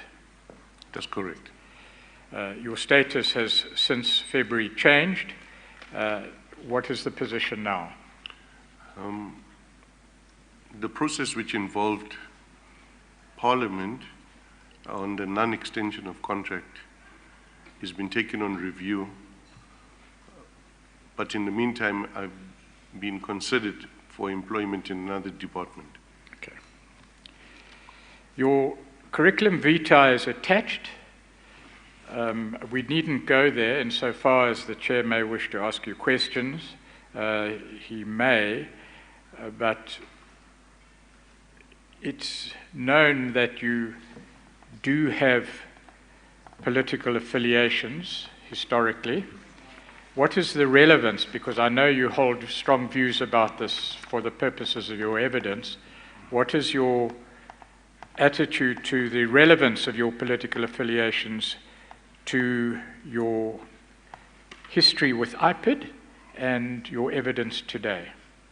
Yes, I have been all my life and still I'm a member of the ANC, but in the position of Executive Director of the Independent Police Investigative Directorate, I had to exercise my tasks independently without consideration of political affiliation. Would you tell the Chair, please, a little of IPID, the Independent Police Investigative Directorate? What is its function? In essence, Chair, the IPID is there to exercise oversight and investigative oversight over the police services and the municipal police. It is established through Section 206, subsection 6 of the Constitution, and also by Act 1 of 2011, which is the IPID Act, which came into effect on the 1st of April 2012.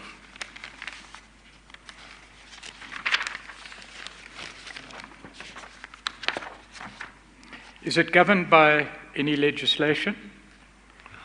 Indeed, Chair, it's the Independent Police Investigative Directorate Act and all other relevant acts, including issues related to most aspects of the Public Service Administration Act, the Public Finance Management Act, and all relevant acts for government entities and departments. Under which ministry, notionally at least, does IPID fall? Chairperson, it falls under the Ministry of Police at present. Right. Now, the powers of the Minister of Police and powers afforded by the Constitution, or the constitutionality of the powers afforded by legislation, have been the subject of some litigation which recently came before the Constitutional Court. We will deal with that in a moment. But very briefly, the Constitutional Court, we will learn in a matter of which you certainly have knowledge and were involved. The powers afforded by the Constitution and legislation of the Minister of Police are limited. That's correct, Chair. And the Constitutional Court has, we will see, and we will refer to that judgment in due course, emphasized the independence of IPID. Indeed, Chair. Under your watch, how important was it, and why is it important that IPID be independent?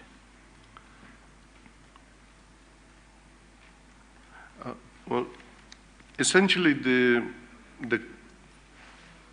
investigative oversight over the South African Police Service and Municipal Police deals with their conduct and holding them to account for their conduct, both in terms of misconduct and alleged criminal activities. And very often there's an automatic, natural tension between the intentions of the minister, which is to get, to provide policy and direction for the police service so they can carry out their work effectively. And at the same time, with the work that IPID does,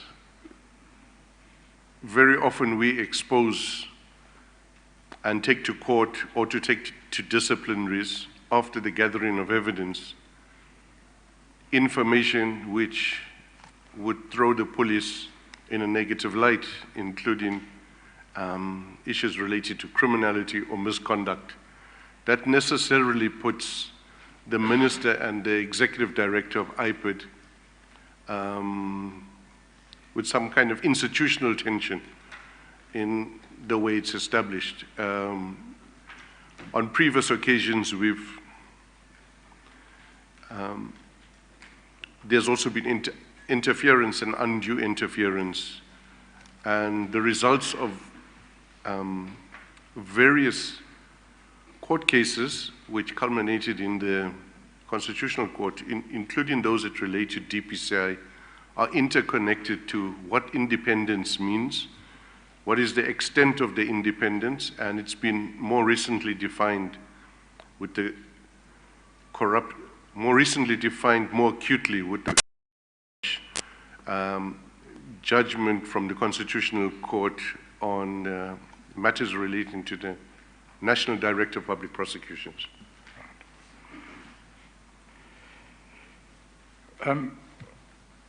Apart from the uncertainty related to your present status, for what period were you the Executive Director of IPID? Chair, it was I was nominated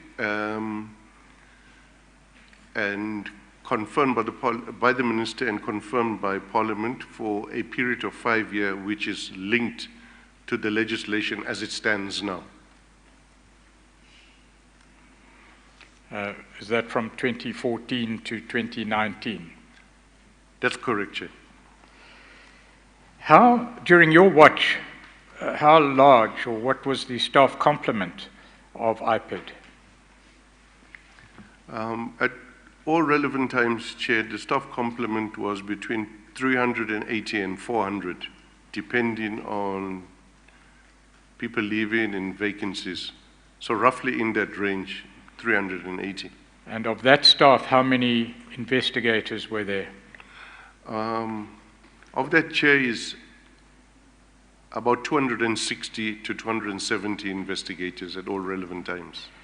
And I understand that the staff complement, including investigators of IPID, are spread and located in all provinces. That's correct, Chair. And the head office of IPID is in Pretoria.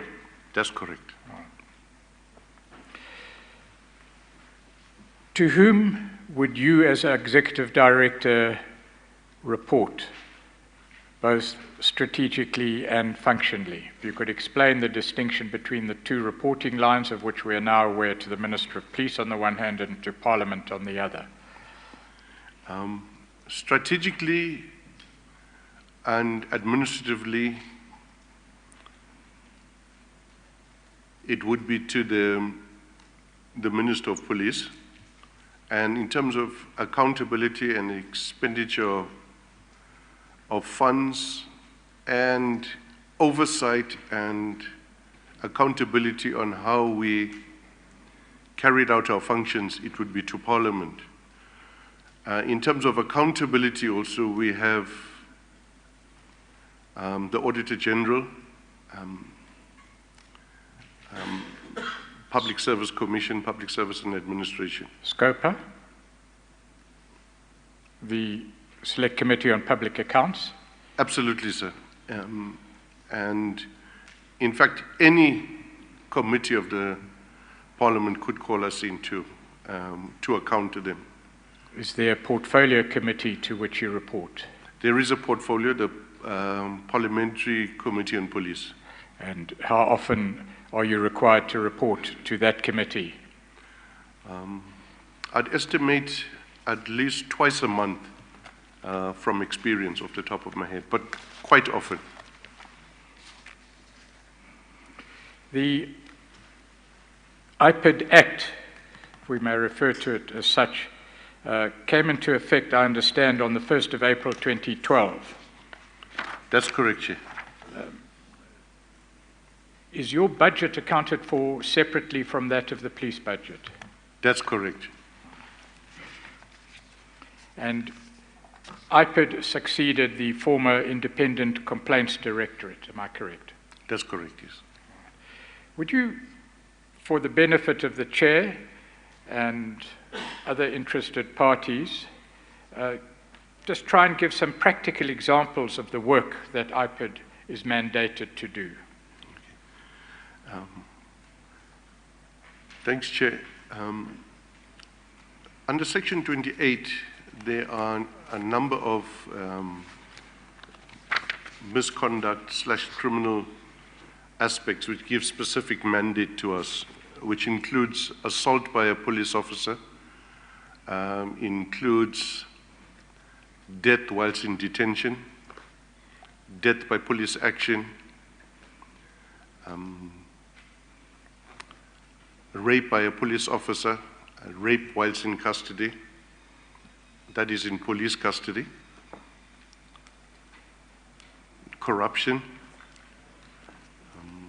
and then there's a Section 28.2 which deals with systemic corruption, and there's a section under 28.1H which makes provision for investigations to be initiated upon complaint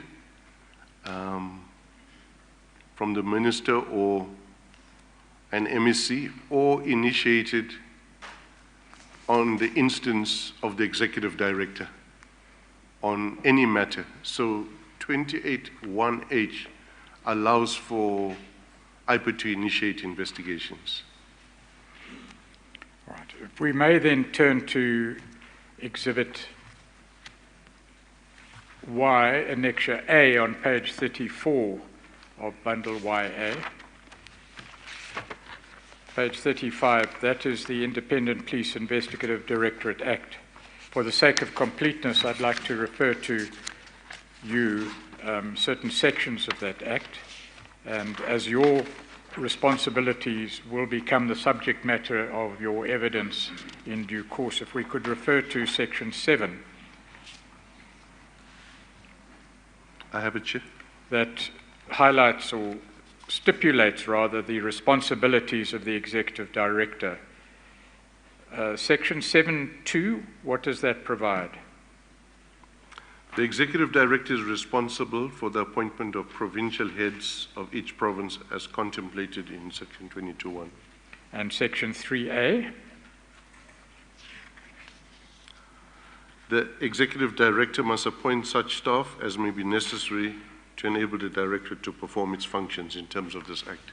If we could just pause there because it's important in relation to the independence of IPID. Who appoints the Executive Director? The Executive Director is appointed ultimately by Parliament, but is nominated at this stage by the Minister. And apart from the appointment of the Executive Director, all appointments subordinate to the Executive Director are made by whom? By the Executive Director, ultimately. And I take it that that is one of the mechanisms utilized to ensure the independence of IPID from other law enforcement agencies, and particularly the South African Police Service. That's correct, sir. In Section 4.2 of the Act, it's quite clear that IPID is separate from the South African Police Services. Perhaps we should go there because it is relevant. Section 4 of the IPID Act reads, the Directorate functions independently from the South African Police Service. And 4.2 reads, each organ of state must assist the Directorate to maintain its impartiality and to perform its functions effectively. That's correct, Chair. Those provisions are relevant to the Constitutional Court judgment to which we will refer later. Then Section 7.4, having conducted its investigations in relation to conduct of members of the South African Police Service, what happens to the investigation and who determines the outcome of the investigation?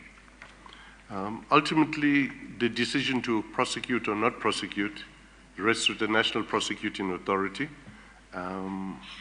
But after investigation and accumulation of evidence, it is then handed directly to the National Prosecuting Authority. Section 7.4 then reads, the Executive Director must refer criminal offences revealed as a result of an investigation to the National Prosecuting Authority for criminal prosecution and notify the Minister of such referral. Firstly, the import of that particular section and the duty placed expressly on the Executive Director becomes relevant later in your evidence, I understand. That's correct. And it seems that there should be a record of all such notifications to the sitting Minister of Police of any referrals from IPID to the NPA, correct? That's correct, sir. If we can go then to Section 24.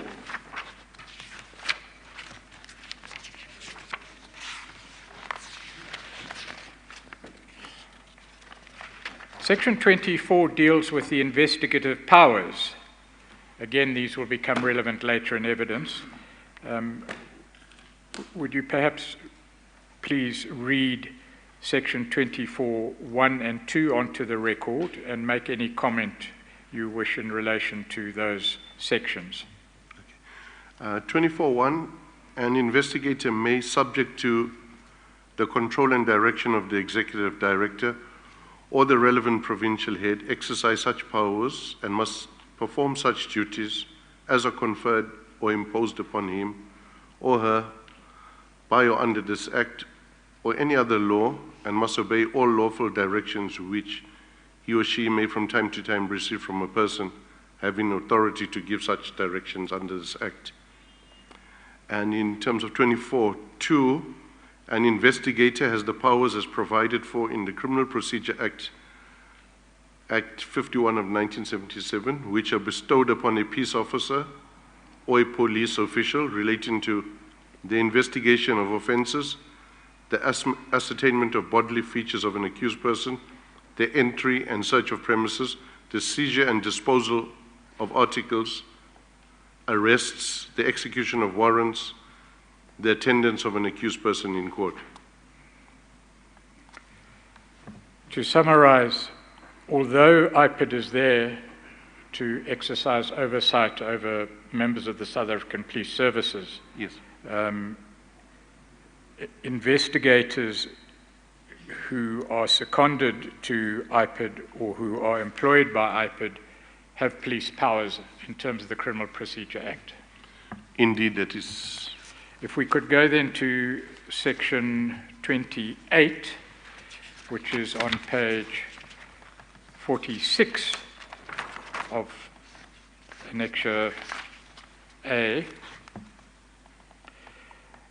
Section 28 delineates the matters or the type of matters that are to be investigated by IPID. You've mentioned some. The complete list is there in section 28. Would you read those onto the record, please?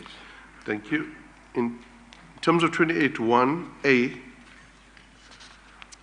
the Directorate must investigate any deaths in police custody, deaths as a result of police action, any complaint relating to the discharge of an official firearm by any police officer, rape by a police officer, whether the police officer is on or off duty, rape by any person while that person is in police custody, any complaint of torture or assault against a police officer in the execution of his or her duties, corruption matters within the police initiated by the Executive Director on his or her own or after the receipt of a complaint from a member of the public, or referred to the Directorate by a minister, an MEC, or the Secretary, as the case may be, the Secretary here being the Secretary for Police.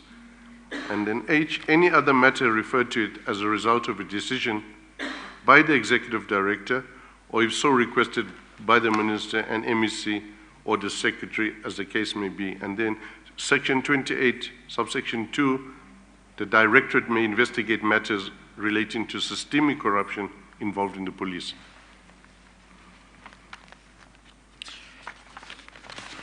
Before we move to the regulations insofar as they may be relevant, do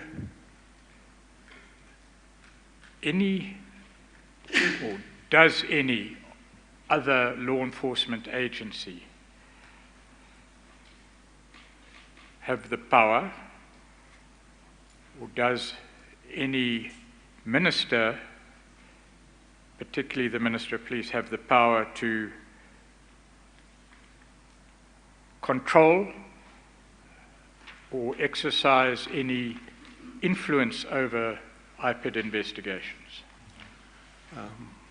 Absolutely not, Chairperson. In paragraph 7, you say that there are regulations which govern, amongst other things, the duties of investigators. Would you tell the Chair, please, what investigators must do in relation to investigations and the reporting of the outcome of their investigations, please? Again, this is a matter relevant to your evidence.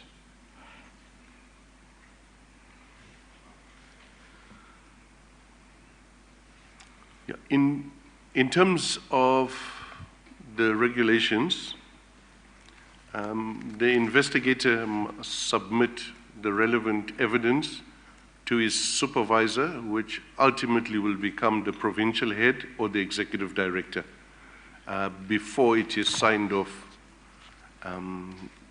to the National Prosecuting Authority. If I may refer you to page 61 of Annexure A to your statement. Sorry, it's Annexure B now. We've moved to Annexure B, which is apparent from page 57, are the regulations governing the operation of IPID. Do you see that on page 57?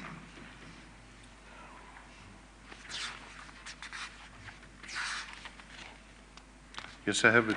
If we can go to page 61, Regulation 5.3, small letter I, if you would just read that onto the record and make any comment you wish to in that regard. I suppose we should read the introductory portion on the previous page. Next to the number 3. This is Regulation 4, brackets 3, which reads, an investigator designated in terms of sub-regulation 2 must, as soon as is practicable, but within 24 hours of designation, and then we get to I. If you could just deal with that, please. Thank you, Chair. And it reads as follows. After collecting all evidence, statements, and technical or expert reports, if applicable, submit a report on the investigation of the death containing recommendations regarding further action, which may include disciplinary measures to be taken against a member of the South African Police Service or the Municipal Police Service, or criminal prosecution of such a member to the Executive Director or the relevant provincial head, as the case may be. Now, this deals specifically with deaths, but in relation to other matters investigated by IPID, do similar provisions apply? Absolutely. So if an investigator conducts an investigation, what is the reporting line in brief? It's to the, if it's within a province and it's initiated in a province or delegated to a province to deal with, it would be the provincial head who then signs it off for submission to the National Prosecuting Authority. If it's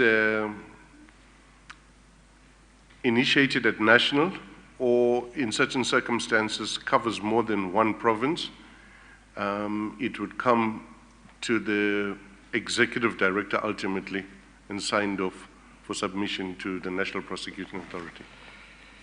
Before we leave these general matters, there is another matter about which I would like to ask and obtain information for further evidence that will be led. We know that crime intelligence falls within the South African Police Service organization. That's correct. And we know that IPID may investigate conduct within the South African Police Service. That's correct. Am I correct that IPID has the power to investigate conduct within crime intelligence? Absolutely. We will lead evidence in due course concerning conduct within crime intelligence, but in the course and conduct of your duties as Executive Director of IPID, did you come across any particular problem with relation to your investigations into crime intelligence? And if you could tell the Chair briefly about that, please. Thank you, Chair.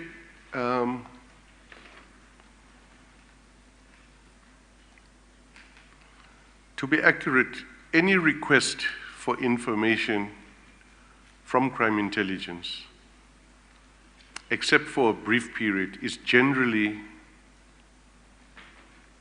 met with resistance.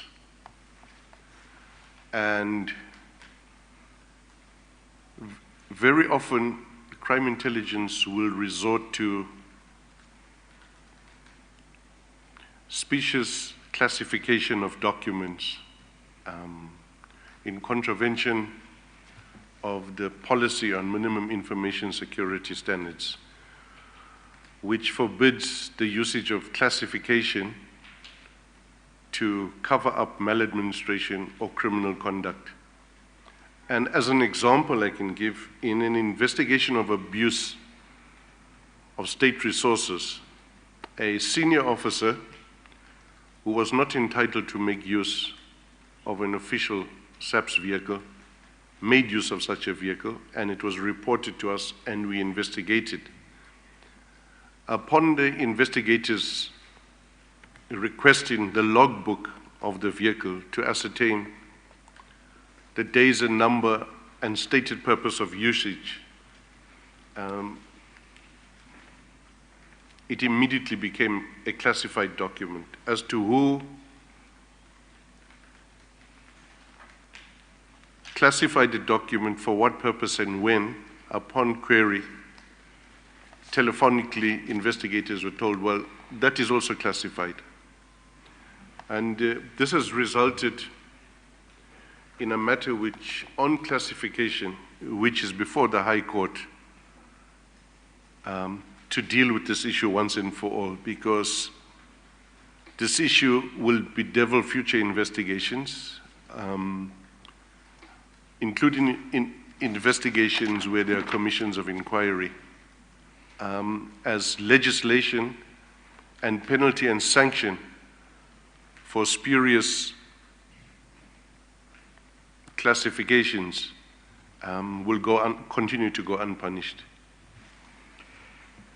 Mr. McBride, was this an isolated example? Was it more than isolated? In other words, could you just give the chair some indication of how often this occurred? Chair, it's not isolated, it's the general pattern, including even cooperation. For a brief period, there was cooperation from the acting divisional commissioner of crime intelligence, Mokoshane, who had instructed people to cooperate with us in terms of the law. But it was only for a few months.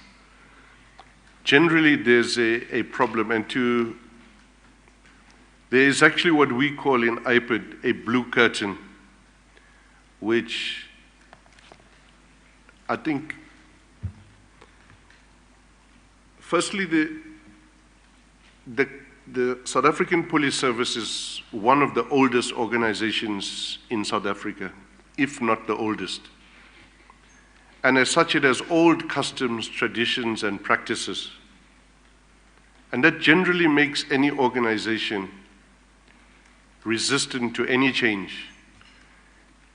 In particular, for a long time, there wasn't any effective oversight over the South African police services in its various forms and development. The result is that there's an instinctive resistance to any oversight or query or to hold account.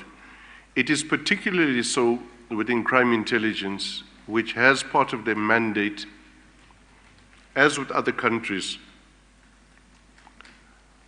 the cultivation of sources, informers, and in the context of dealing with organized crime who are generally secretive, to be able to infiltrate these criminal syndicates, that they are required to have some element of secrecy.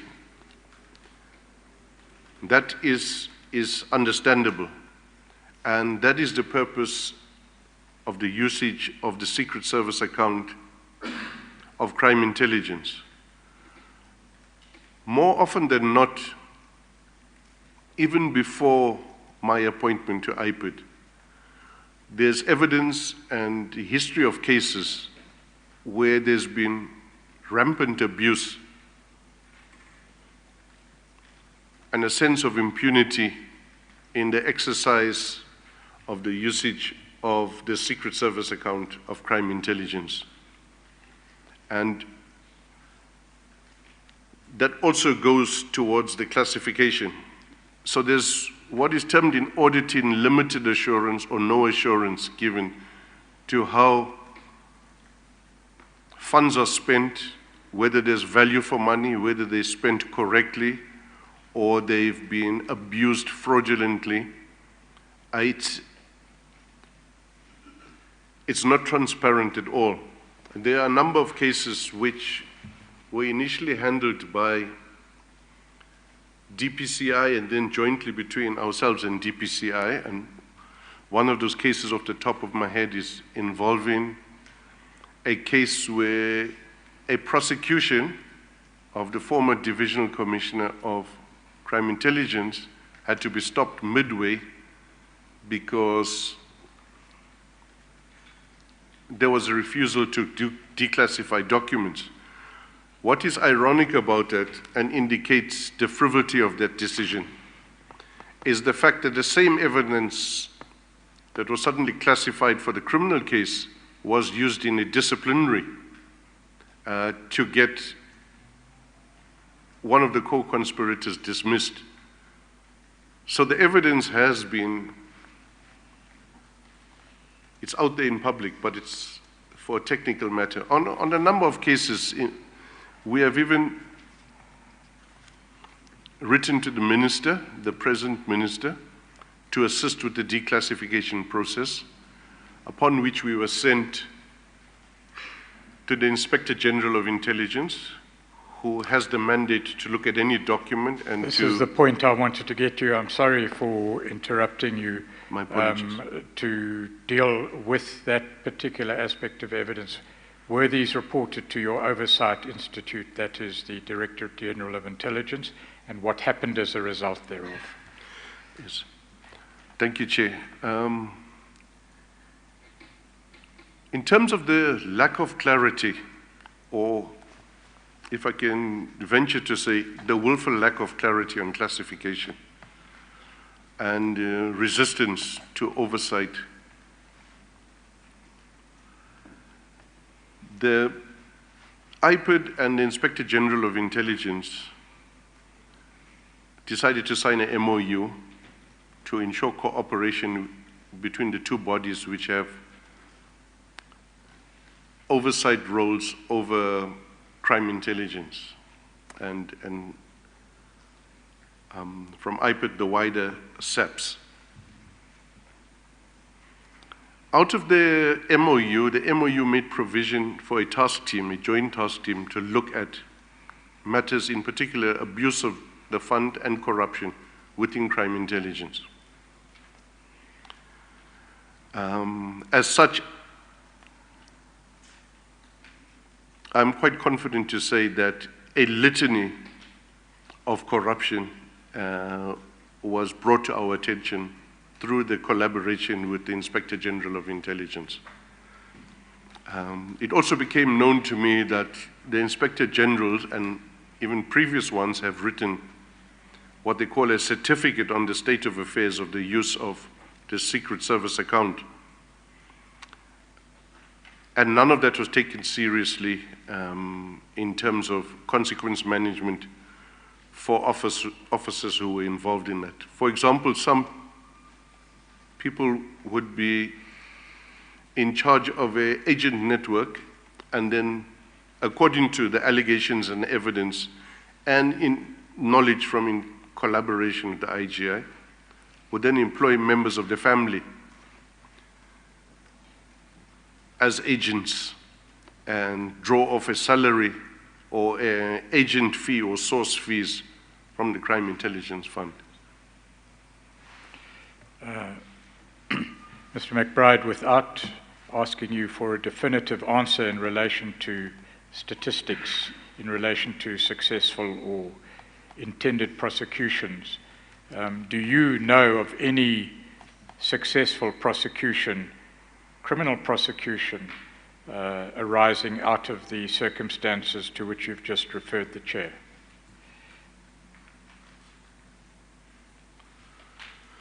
No, sir, at this point I have no knowledge of a prosecution. Well, Mr. McBride, as I understand your evidence, part of your evidence that you have given in regard to crime intelligence, it is that you have had instances where there has been resistance to giving information to IPED when IPED has certain investigations to conduct. And as I understand, in some cases, you might be able to go further and say not just resistance, but actually attempts to frustrate those, the investigations. Now, is that happening, or has that been happening despite the provisions of Section 4 of the IPED Act that Mr. Pretorius quoted earlier on, which says, in part, each organ of state must assist the Directorate to maintain its impartiality and to perform its functions effectively? Chair, that cooperation, which should be forthcoming, has been in many specific, especially senior police ranks, been resisted, been obstructed. There is a willingness to cooperate for lower ranks and to assist. But the moment it reaches a certain level, there is resistance. And very often we have to resort to Section 205 summonses to obtain information. And in a very recent one, which is emanating from 2017, it is claimed that the issues in which we require information about, and namely in this case, what was the purpose of a meeting, there was refusal to give it to us, and then we applied for a 205, it was granted, and a number of senior police officers then went to the High Court to oppose the 205 hearing that was imminent, was about to happen. That's 205 of the Criminal Procedure Act. That's correct. That is a matter of litigation at the moment.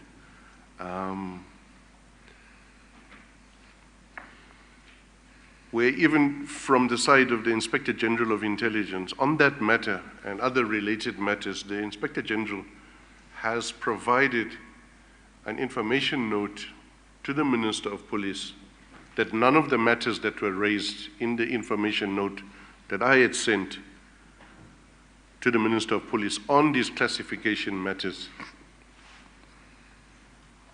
if declassified, cause any threat, will not cause any threat to sources employed by crime intelligence, nor for the security of the state. And in fact, from the assessment of the Inspector General of Intelligence, that the matters referred to appear to be about procurement only, and the activities constitute maladministration and possibly criminal activity. So we've even gone to lengths to have joint workshops at the instance of the and coordination of the IGI with crime intelligence and IPED to resolve the issues of mandates. And we've discussed these issues. We still haven't had joy. There is a kind of impasse by legislation and by practice where the person to declassify would be the head of an agency, and the agency in this case, in terms of the Intelligence Oversight Act, would be the head of the service. So the Act makes it quite clear that in terms of crime intelligence, it will be the divisional commissioner. Yet the practice in SABC is that power is assumed by the national commissioner. Whereas the Act is quite clear that the National Commissioner for this purpose is his responsibility is to deal with administration and financial issues as it relates to crime intelligence, and that the head of the service, in terms of the definition, is a divisional commissioner. Yet there seems to be a reluctance by the divisional commissioner to utilize his powers to declassify. If we may just summarize that point you've just made, it's that people who may not be independent or impartial in relation to a particular mechanism used to restrict the flow of information, in particular classification of documents, is entrusted with that very duty. Sorry. So if you, let me put it another way, you're investigating in your IPID capacity misconduct within the police. Documents are classified. Your evidence is to obstruct the free flow of information to IPID. Yes, In order to breach that barrier, you need the permission of the very organization that you're investigating. Indeed, sir, that is the problem we experience regularly. All right.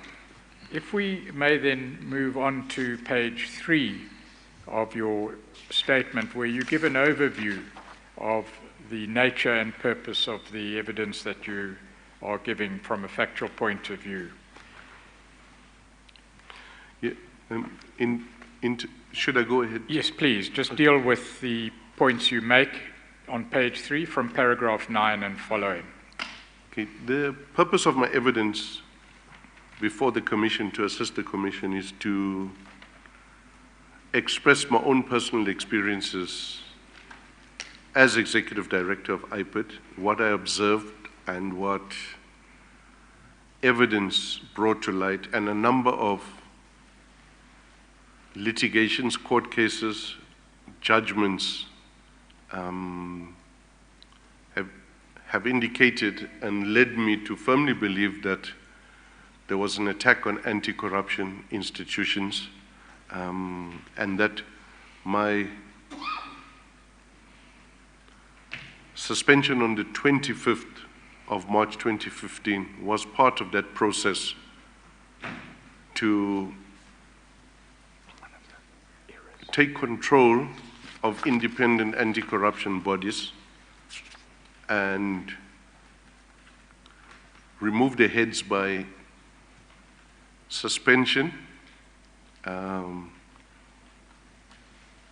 spurious disciplinaries, and then to supplant them with compliant people who wouldn't carry out their task diligently. And in particular,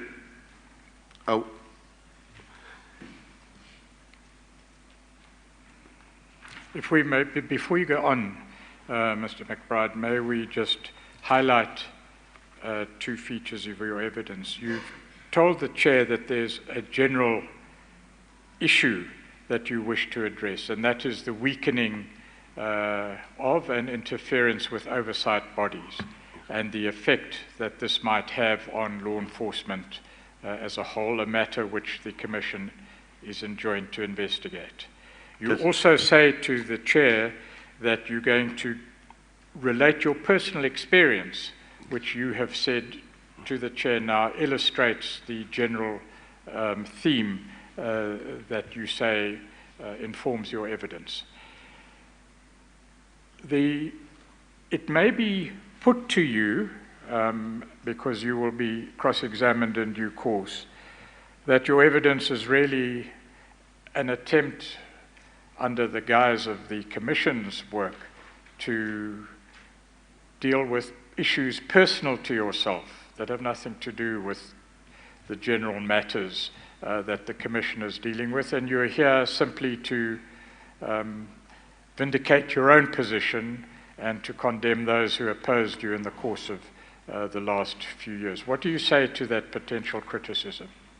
Well, thank you, Chair. In reference to my personal experience, it's my personal experience within my professional capacity what I experienced as executive director from the investigations,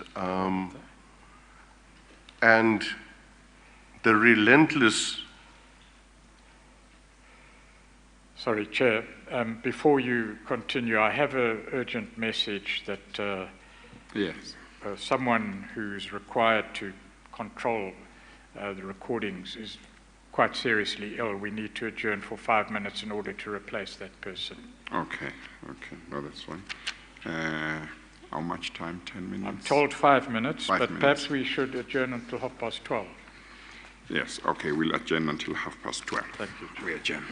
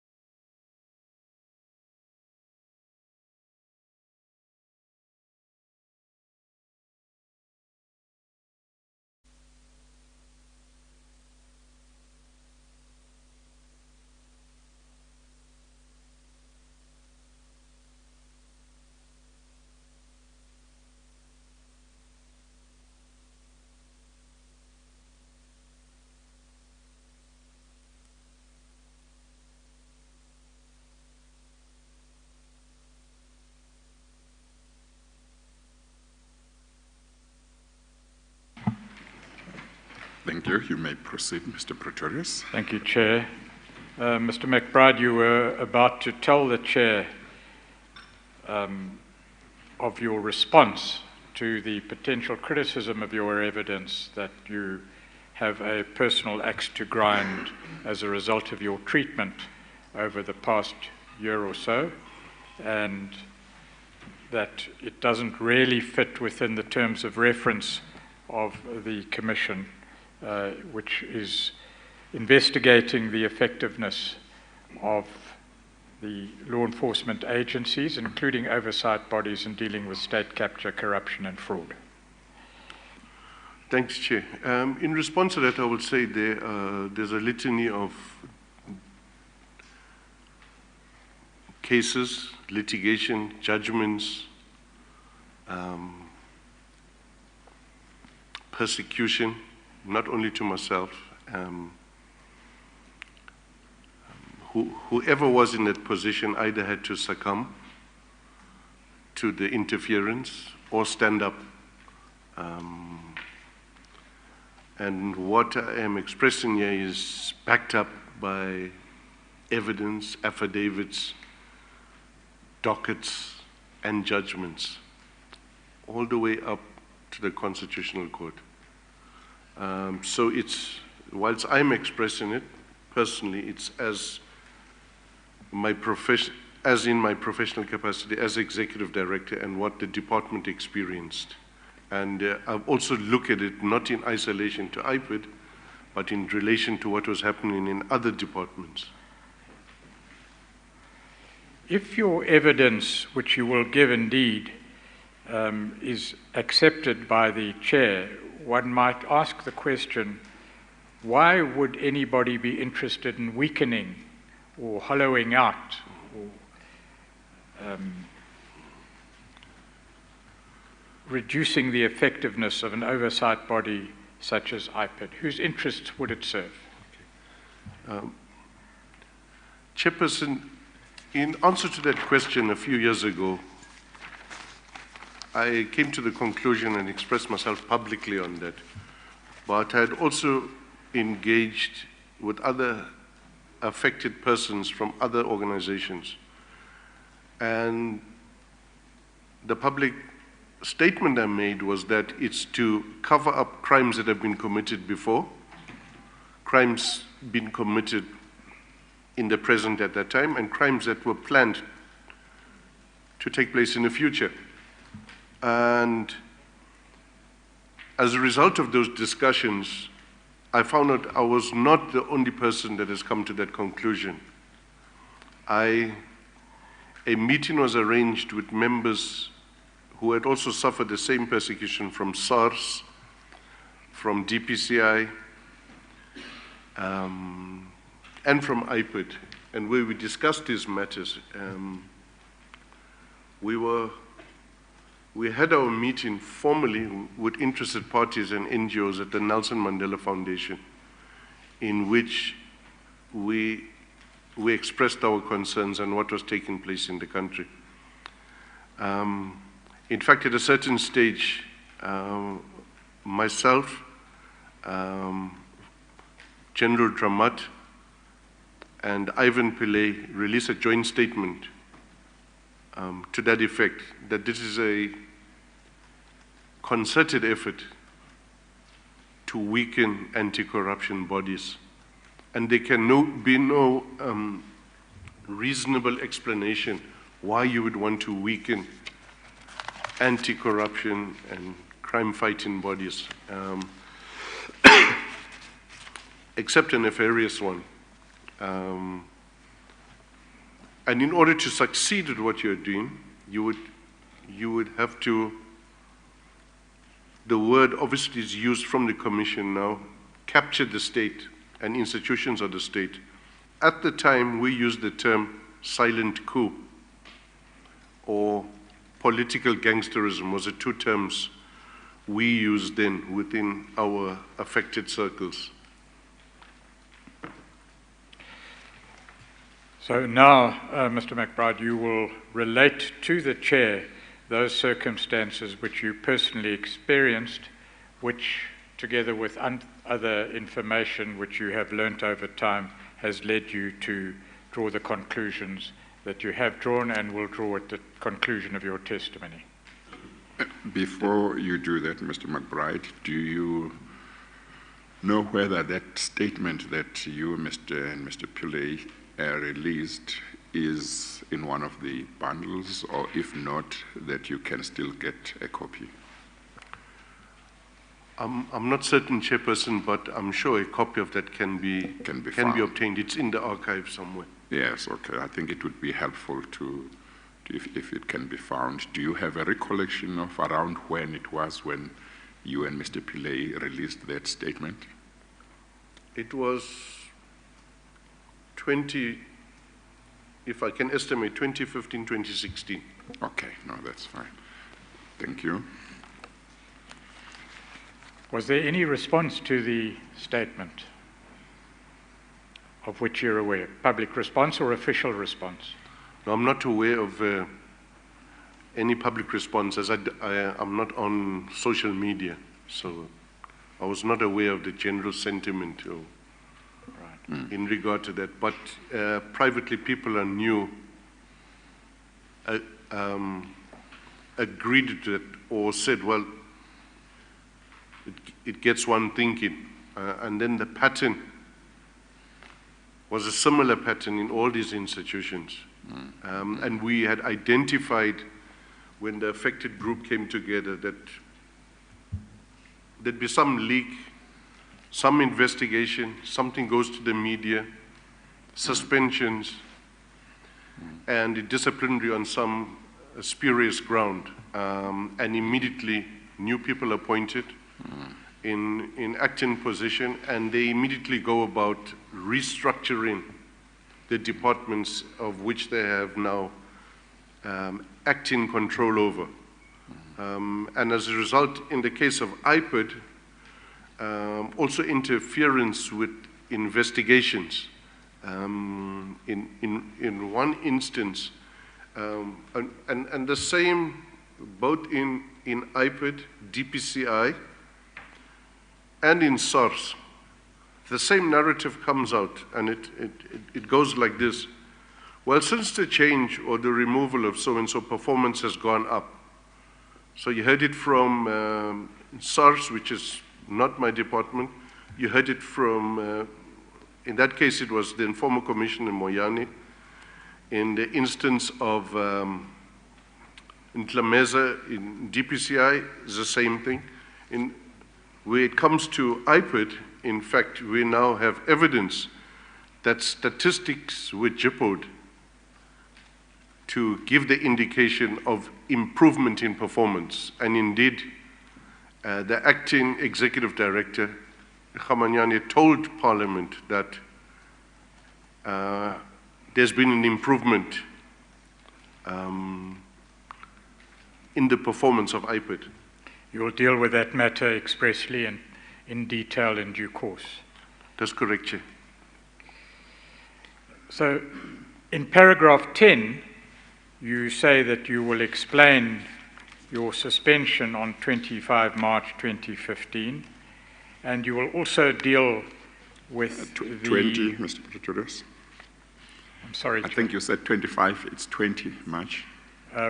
To be corrected, Chair, in a supplementary affidavit. Okay. The correct date your one is has already been corrected. Okay. What is the correct date? It's 24th or 25th. It's not the 20th. It's okay. Later on, Chair, it's mentioned in the statement the correct date. Okay, no, that's fine. We will deal with that appropriately, yes. Chair. Okay, all right. You say you will also deal with suspensions and transfers of persons other than yourself. Just explain that in very, very broad headline terms to the Chair, please. Yeah. Thanks, Chair. In essence, people who would be, for example, specialists in a particular field, like Chief Financial Officer, would be transferred to head investigations in a province. And Chief Financial Officer has statutory powers and statutory obligations, and in this particular instance does not have any investigative, criminal or police investigative capacity or training, is not that way oriented.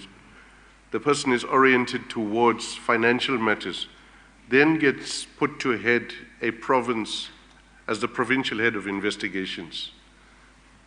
Similarly, a head of legal services whose expertise, the person is a jurist, an advocate, that person is then transferred to head another province and for investigations as a provincial head. And there are quite a number of them, and I have noted them down during the preparation of this statement. You will give detailed examples at the end of your statement. That's correct, Chair. But in general, you're saying that appointments, dismissals, transfers had a particular effect on IPID. What was that effect? Well, the immediate effect was to make it dysfunctional. One of the instances I was covering earlier is the provision of special closure in the SOPs was abused to prematurely close cases or bring them to finality so that it can appear that IPID has gone through all these cases at rapid speed. Yes, if I may just request that we leave that issue to where you will deal with it in detail. Okay. But basically what you're saying is that statistics were manipulated. Yes. But we'll come to that, if we may, in its proper time. I don't want to prevent you from dealing with it at all. Your suspension was lifted maybe when? Before you proceed, Mr. Pretorius, I just want to have clarification on this. You said something like the immediate effect was, I think, to make IPID dysfunctional. But I just want to draw your attention because that seems to me to suggest that whatever those people did who were effecting these transfers or were making decisions on these transfers and suspensions and so on, that it did result in IPID being dysfunctional, as opposed to saying their intention or motive was to make IPID, to render IPID dysfunctional, but whether they succeeded or not might be something else. I just want to check what you have in mind when you articulate that. Thank you, Chair. Key investigations suddenly stagnated. We also had a situation, which I'll deal with later, where to indicate that it was orchestrated, we had at least 3, possibly 4 members of crime intelligence being appointed to IPID.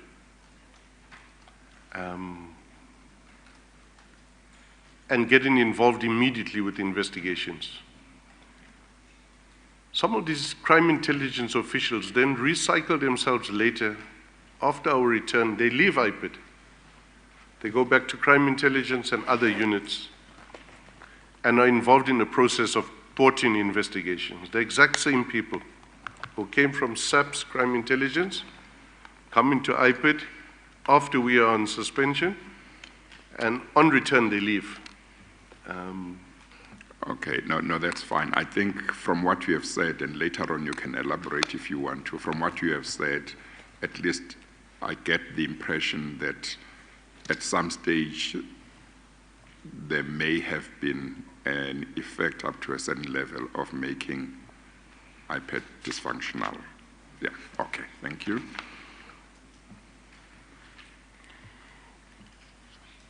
Your suspension was ultimately lifted, is that correct? That's correct. Was that on the 6th of September 2016? That's correct. And you had then been suspended for approximately 18 months. That's correct, Chair. What led to the lifting of your suspension? A number of issues. One, challenging the minister's powers in terms of how the Act looked at to unilaterally suspend the executive director of IPID, to unilaterally begin a disciplinary process. And we went initially to the court on an urgent basis, and at that stage, the urgency was not accepted, the urgency argument, and we then went on the Part B to the High Court, in which the High Court indeed found that the minister did not have unilateral powers as purported in the Act as it stood then.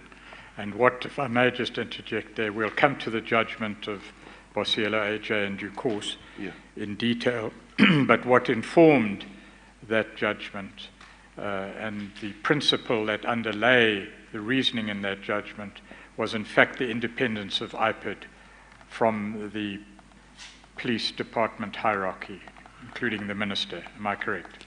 That is correct. It's the independence of IPID from SABC, but the independence in its own right, and in addition, the independence of the executive director, because the independence also manifests itself in the head of the institution. And this has been, as I indicated earlier, more acutely defined in the more recent judgment from the Constitutional Court on what independence means, what's the extent of it, for a head of an independent organization. You refer in paragraph 12, again, just in general terms, and perhaps we should keep it at that level because there will be further evidence from those involved, to others who suffered the same fate or the same attempted fate as you did. Just name those people, please. What it would be, I would include General Anwar Ramat, who was the head of GPCI, and then General Shadrach Sibia, who was the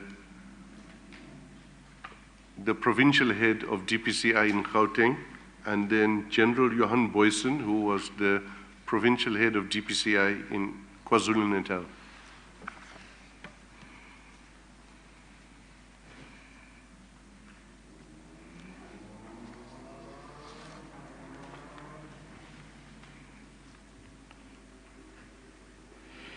The criminal charges that were brought against General Sabir and Ramat, against your IPID colleagues who were involved with you in the narrative that you're about to relate, and yourself, what happened to those charges ultimately?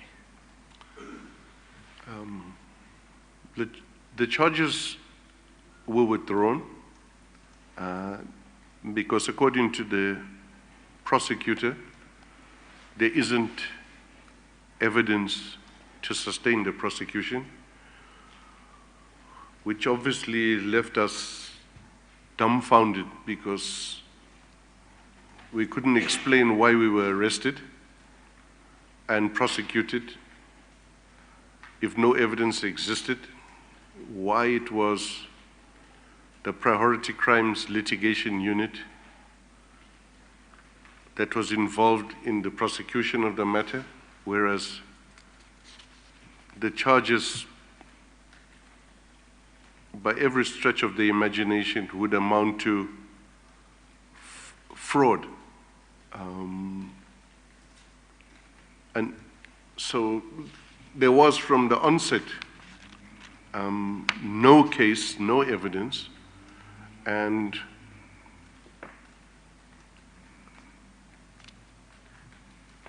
in addition to that, there was never, in terms of proper allegations or accusations, the accused people are supposed to receive clear indication on what evidence they have been charged on and the basis for the allegation. Certain aspects of the docket which are normally given to other accused were refused to us. We find out also the vindictiveness of the situation, where the complainant, almost by proxy in the case, is, and this was after the High Court victory in 2015 December, is actually the minister himself. All right. Who is the We'll complainant. come to the detail in due course, if I may just keep to the scheme of your statement, which is at this stage just an overview of what you will testify to. In paragraph 14, from your own knowledge, observation in your position as IPID head, you mentioned, as contrasted with the prosecutions that did take place, or attempted prosecutions that did take place, and we've referred to some of those in the opening statement before the chair, there were prosecutions that did not take place, which you say ought to have at least found their way to the court at some stage.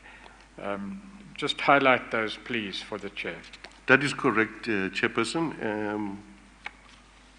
The one particular case is related to procurement during the 2010 World Cup, and specifically a case of bribery to, in particular,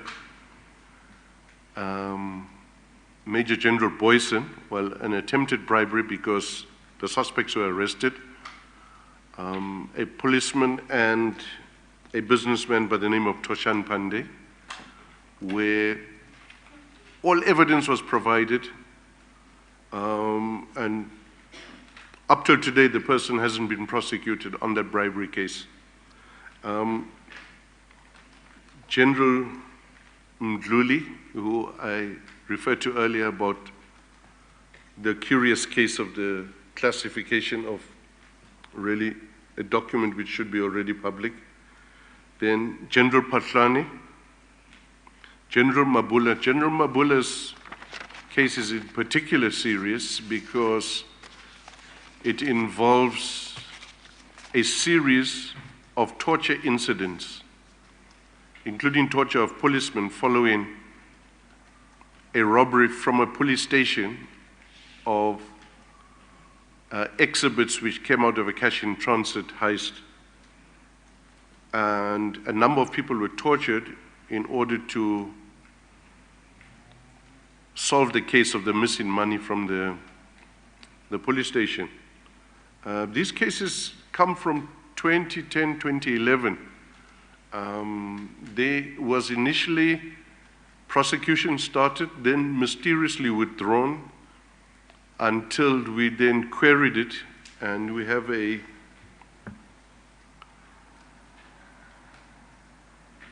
paper trail of querying it and raising it with the then National Director of Public Prosecutions as to why these matters, which occurred mainly in the Northwest at that stage, have not been re-enrolled.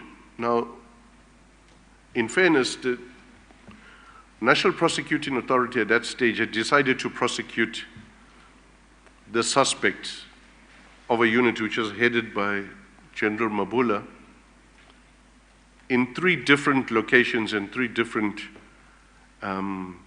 jurisdictions within the Northwest. The matters were then in 2011, I'm not sure, or latest 2012, provisionally withdrawn to centralize the cases. And the cases involve assault, GBH, and if the act had been passed by then, it would have been clearly torture. There is also a case where a suspect died, where by all accounts the evidence indicates that this unit was responsible, including recordings of people admitting to involvement in torture. And we inquired and we continued engaging with the National Prosecuting Authority to get these matters going. Eventually, a case was enrolled, but out of the 7 suspects, only 2 are on trial for that, for all intents and purposes, the torture. All right, those are some examples Yeah.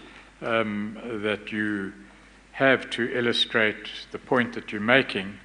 In paragraph 15, Mr. McBride, you say, in my view, that's both the prosecutions and the non-prosecutions to which you're referring, is the modus operandi that has been used to capture law enforcement agencies, including the National Prosecuting Authority, and has led to a weakened criminal justice system. That's your conclusion. That's correct. And the purpose of your evidence and the evidence of others is to ask the question to the chair, and for the chair to make findings and recommendations in regard to the issue as to whether the facts to which you and others will testify support that thesis, or do they not support that thesis. If we may then move to a new topic. DCJ, I'm told that it's almost 1 o'clock, and the next paragraph will be quite a lengthy Yes. topic with a long exposition, I'm sure. Okay, we'll take the lunch adjournment, and we will resume at 2 o'clock. We adjourn.